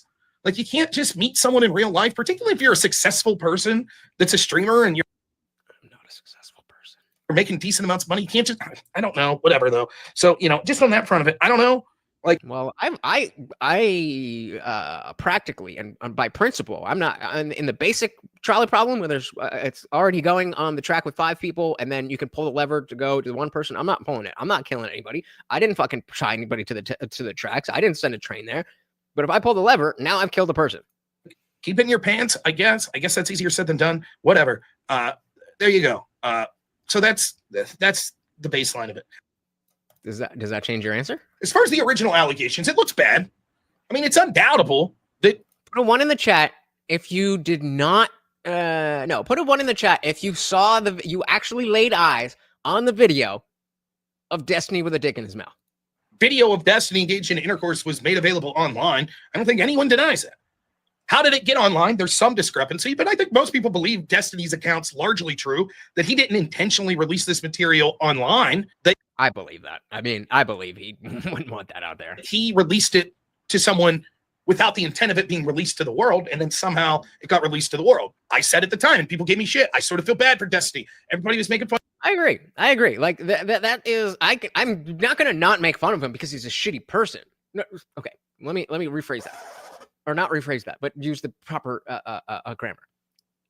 I'm still gonna make fun of him because of the fact that he's a shitty person. But that doesn't mean that I don't necessarily feel bad that his like. I would feel bad that if anybody's person, everybody has a right to privacy. That's not a real thing anymore, clearly. But yeah, it was bad. It was bad. Because I used to get beat up by popular sluts. They are the worst. I don't like used up whores. Didn't see the video. I mean, oh, it was him. It was definitely him. I wanted to see, like, is that really what it is? Because I didn't believe people that like it's Destiny with a fucking dick in his mouth. It was Destiny with a dick in his mouth. The Destiny, especially because of the homosexual act that he was performing. And it was right on your screen if you wanted to see it. I shit you not, I was scrolling through X. I saw someone mention it. Oh. See, again, there was a lot of talk about it on my X thingy, but I don't see shit like that unless I look for it. Because I didn't see that. I don't think I want to, but it sounds like a car accident. Can you actually look away no matter how horrible it is? Don't remind me. I just want to know who's seen it and who hasn't. But She said, I wasn't seeking it. It took a second to figure out what it was. Kind of like nails on the gal earlier. Oh, the raptor. You got Destiny raptored. Box said, my school was clicked out. I was bullied, but I had friends too.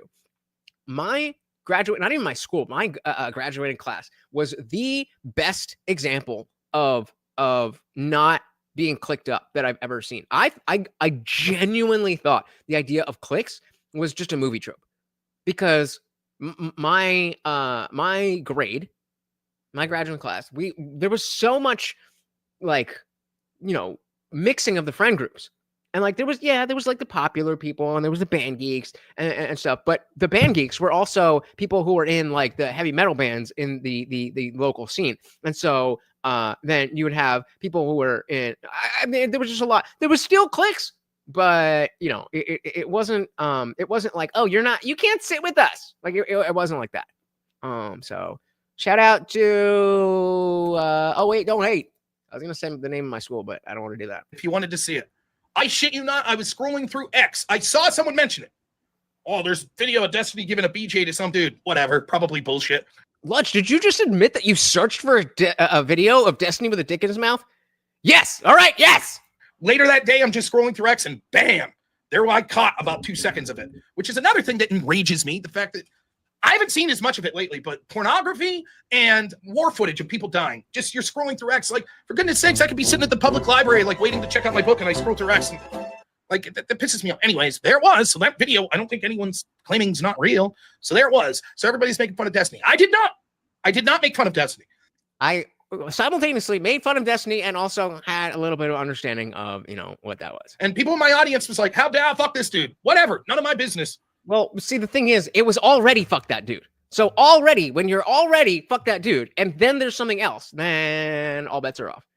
You guys can think what you want. That was my feeling. I feel bad. Yes, you put yourself in a bad situation if you're filming yourself. I would say same. Like people, I mean, we had my graduating class was, I think, like not quite 500 people, and so like I was in the scene. People knew who I was, but I definitely wasn't like popular or cool. Committing those sorts of acts, there's always a chance that that's going to get released. It's probably definitely not on TikTok. That's definitely X. You ain't saying shit like that on TikTok. In a bad situation, if you're filming yourself committing those sorts of acts, there's always a chance that that's going to get released. It's probably a big mistake, but whatever. I still feel bad that that sort of video. Destiny has a son, which now you're saying he's having trouble with his son allegedly, and then I wonder why. You have family, you have parents, you have friends, you have neighbors. Like, it sucks to have something like that released. So whatever. But then it turned out, well, wait a minute, was he doing a similar thing? Was he releasing things of other people non-consensually? If so, what does that mean? He's still a victim of this shit being released publicly. Correct. He still is. Correct. I still feel bad for that sense, but I feel less bad if he's doing something, albeit to a lesser extent, to other people, releasing acts of them in sexual acts without their consent to someone else. Now, the question is, how bad is that? Well, I don't know. If you hate Destiny, you're going to say, oh, it's the worst. But it's not exactly SA. It ain't that bad. It's good. It's not good.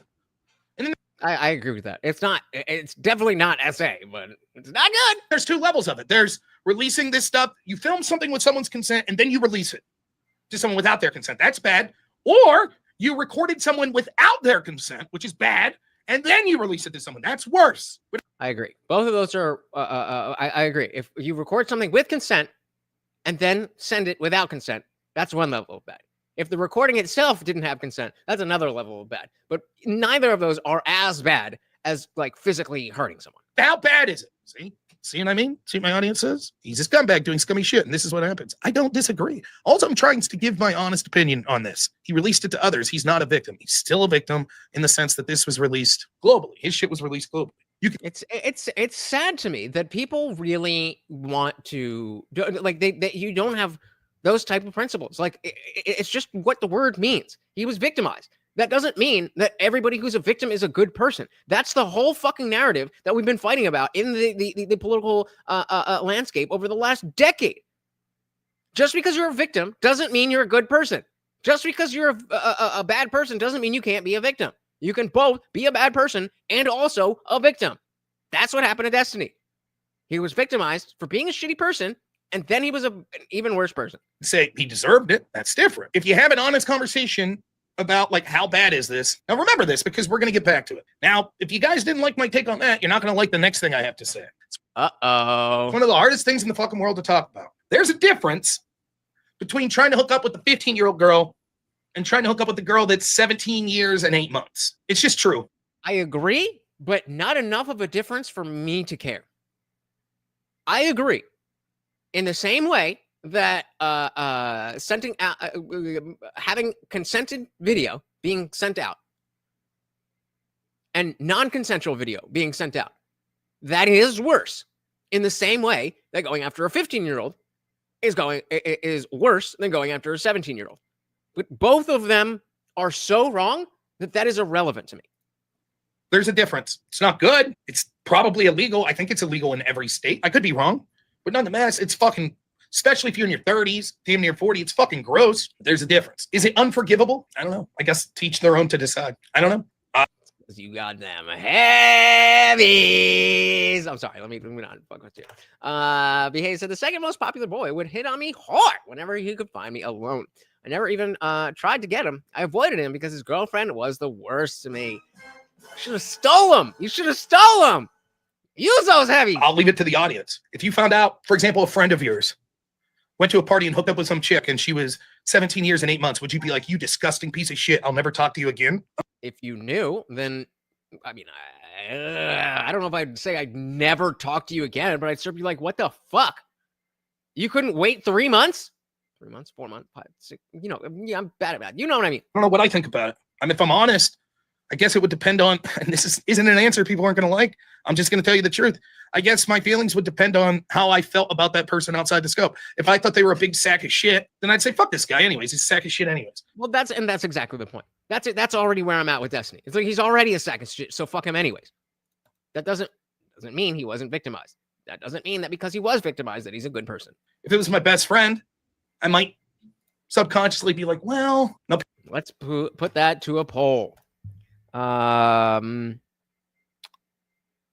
Okay, so I'm just gonna ask if you cut off that friend, do you cut off that friend?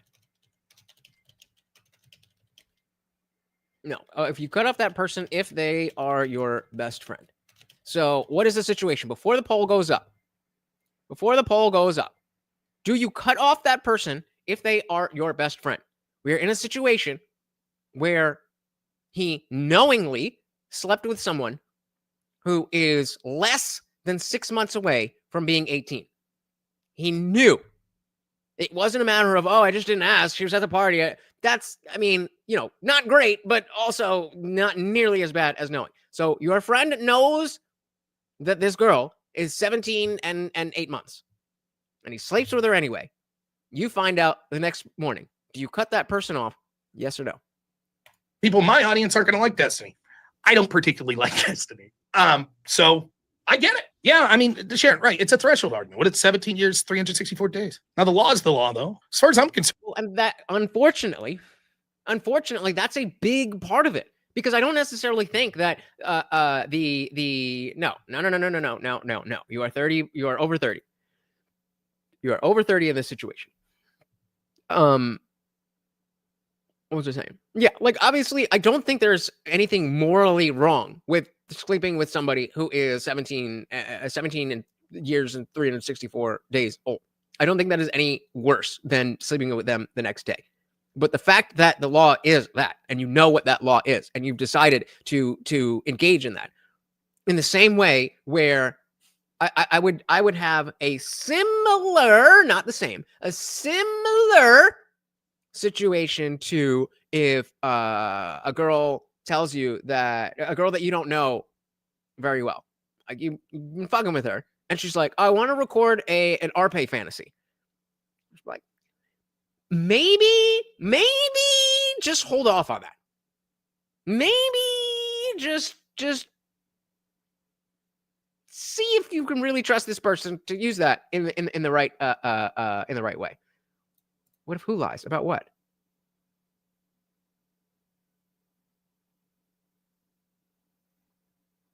Remember, I laid out the situation. Your friend knows that she is 17 years old and 8 months. So if she's lying and she tells you that, that's all the more reason to be like, you're lying and telling me you're a minor? Goodbye. It'd be gross if she was 18. But people would magically be like, oh, okay, that's okay. Like, exactly. Yeah, exactly. Because the 17-year-old in 365 days is not the gross part. It's the law part. And the fact of the matter is, there's a law for a reason, and it may be at an arbitrary place, but that is an important law. And the respect of that law is the respect of the principle behind it. So, I mean, yeah, if we get into Romeo and Juliet laws, that's why those exist. Because, yeah, obviously, if you're 20 and your girlfriend is 17, like, that's not what we're talking about. That's not what we're talking about. I guess for me, what it comes down to is, did he try? Was he duped? Does Matt Gaetz get a pass? I don't know. I don't think so. If he was hooking up with the 17-year-old, did anybody give him a pass? Was it proven that he slept with a girl that was under 18? I didn't think that. What are you counting? Was proven. Nor do I think it's proven in this case with Destiny. I don't know. I mean, you have to understand, I really don't get, everybody asks me this shit.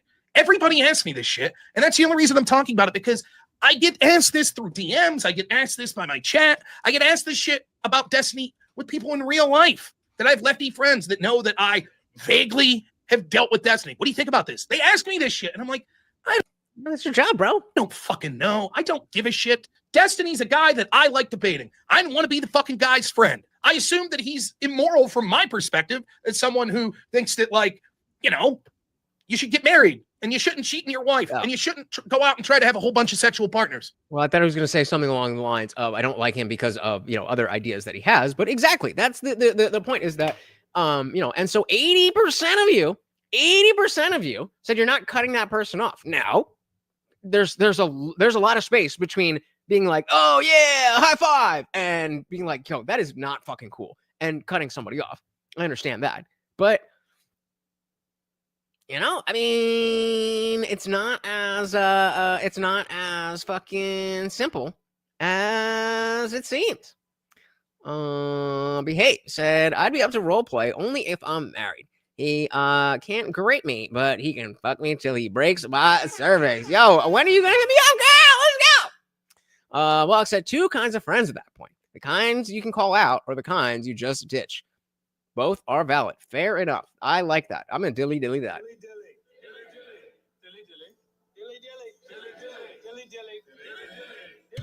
Well said. Well said. I think there is, yeah. I think that's where the nuance is, because exactly, if that's a friend that you can call out and legitimately be like, hey, that's not cool, and change their mind, that's better than cutting them off and just they go do things that you don't like.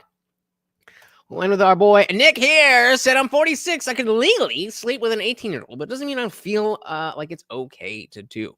Yeah, that's because you're a normal grown man, unlike Destiny, who is just a grown man who acts like a little boy. I don't know. It's gross. But either way, thank you so very, very much for hanging out, guys. Oh my goodness, it feels good to be back. We didn't get the goal, but hopefully on Friday, that peanut butter will get demolished by this little boy. He has missed it. And I'm getting puny, guys. All the muscle I gained, it's wasting away. I'm wasting away. I need your help. I need your help. Big shout out to Dick's Insider. We got Box with the dollar make you holler, and of course, our boy T, the Viewerski, sponsor of the stream. Very much appreciated, guys. You guys are amazing. Make sure you, again, guys, if you want to help out the channel, things like hitting the like button, sharing the video, commenting on every little thing that you see. If you see a community tab post, just comment Morty, comment fuck you Lutch, comment whatever. It doesn't matter. That stuff helps. Thank you so very, very much for hanging out, guys. I know you could be doing anything else in the world, as you were last week, and yet you are here hanging out with me, and it means the world to me. Thank you so very, very much, guys. Once again, that is Morty, and I have been your host, Lutch, aka the Indian Jesus, here to resurrect the second coming of common sense. Until next time, guys, we are out of here. Peace.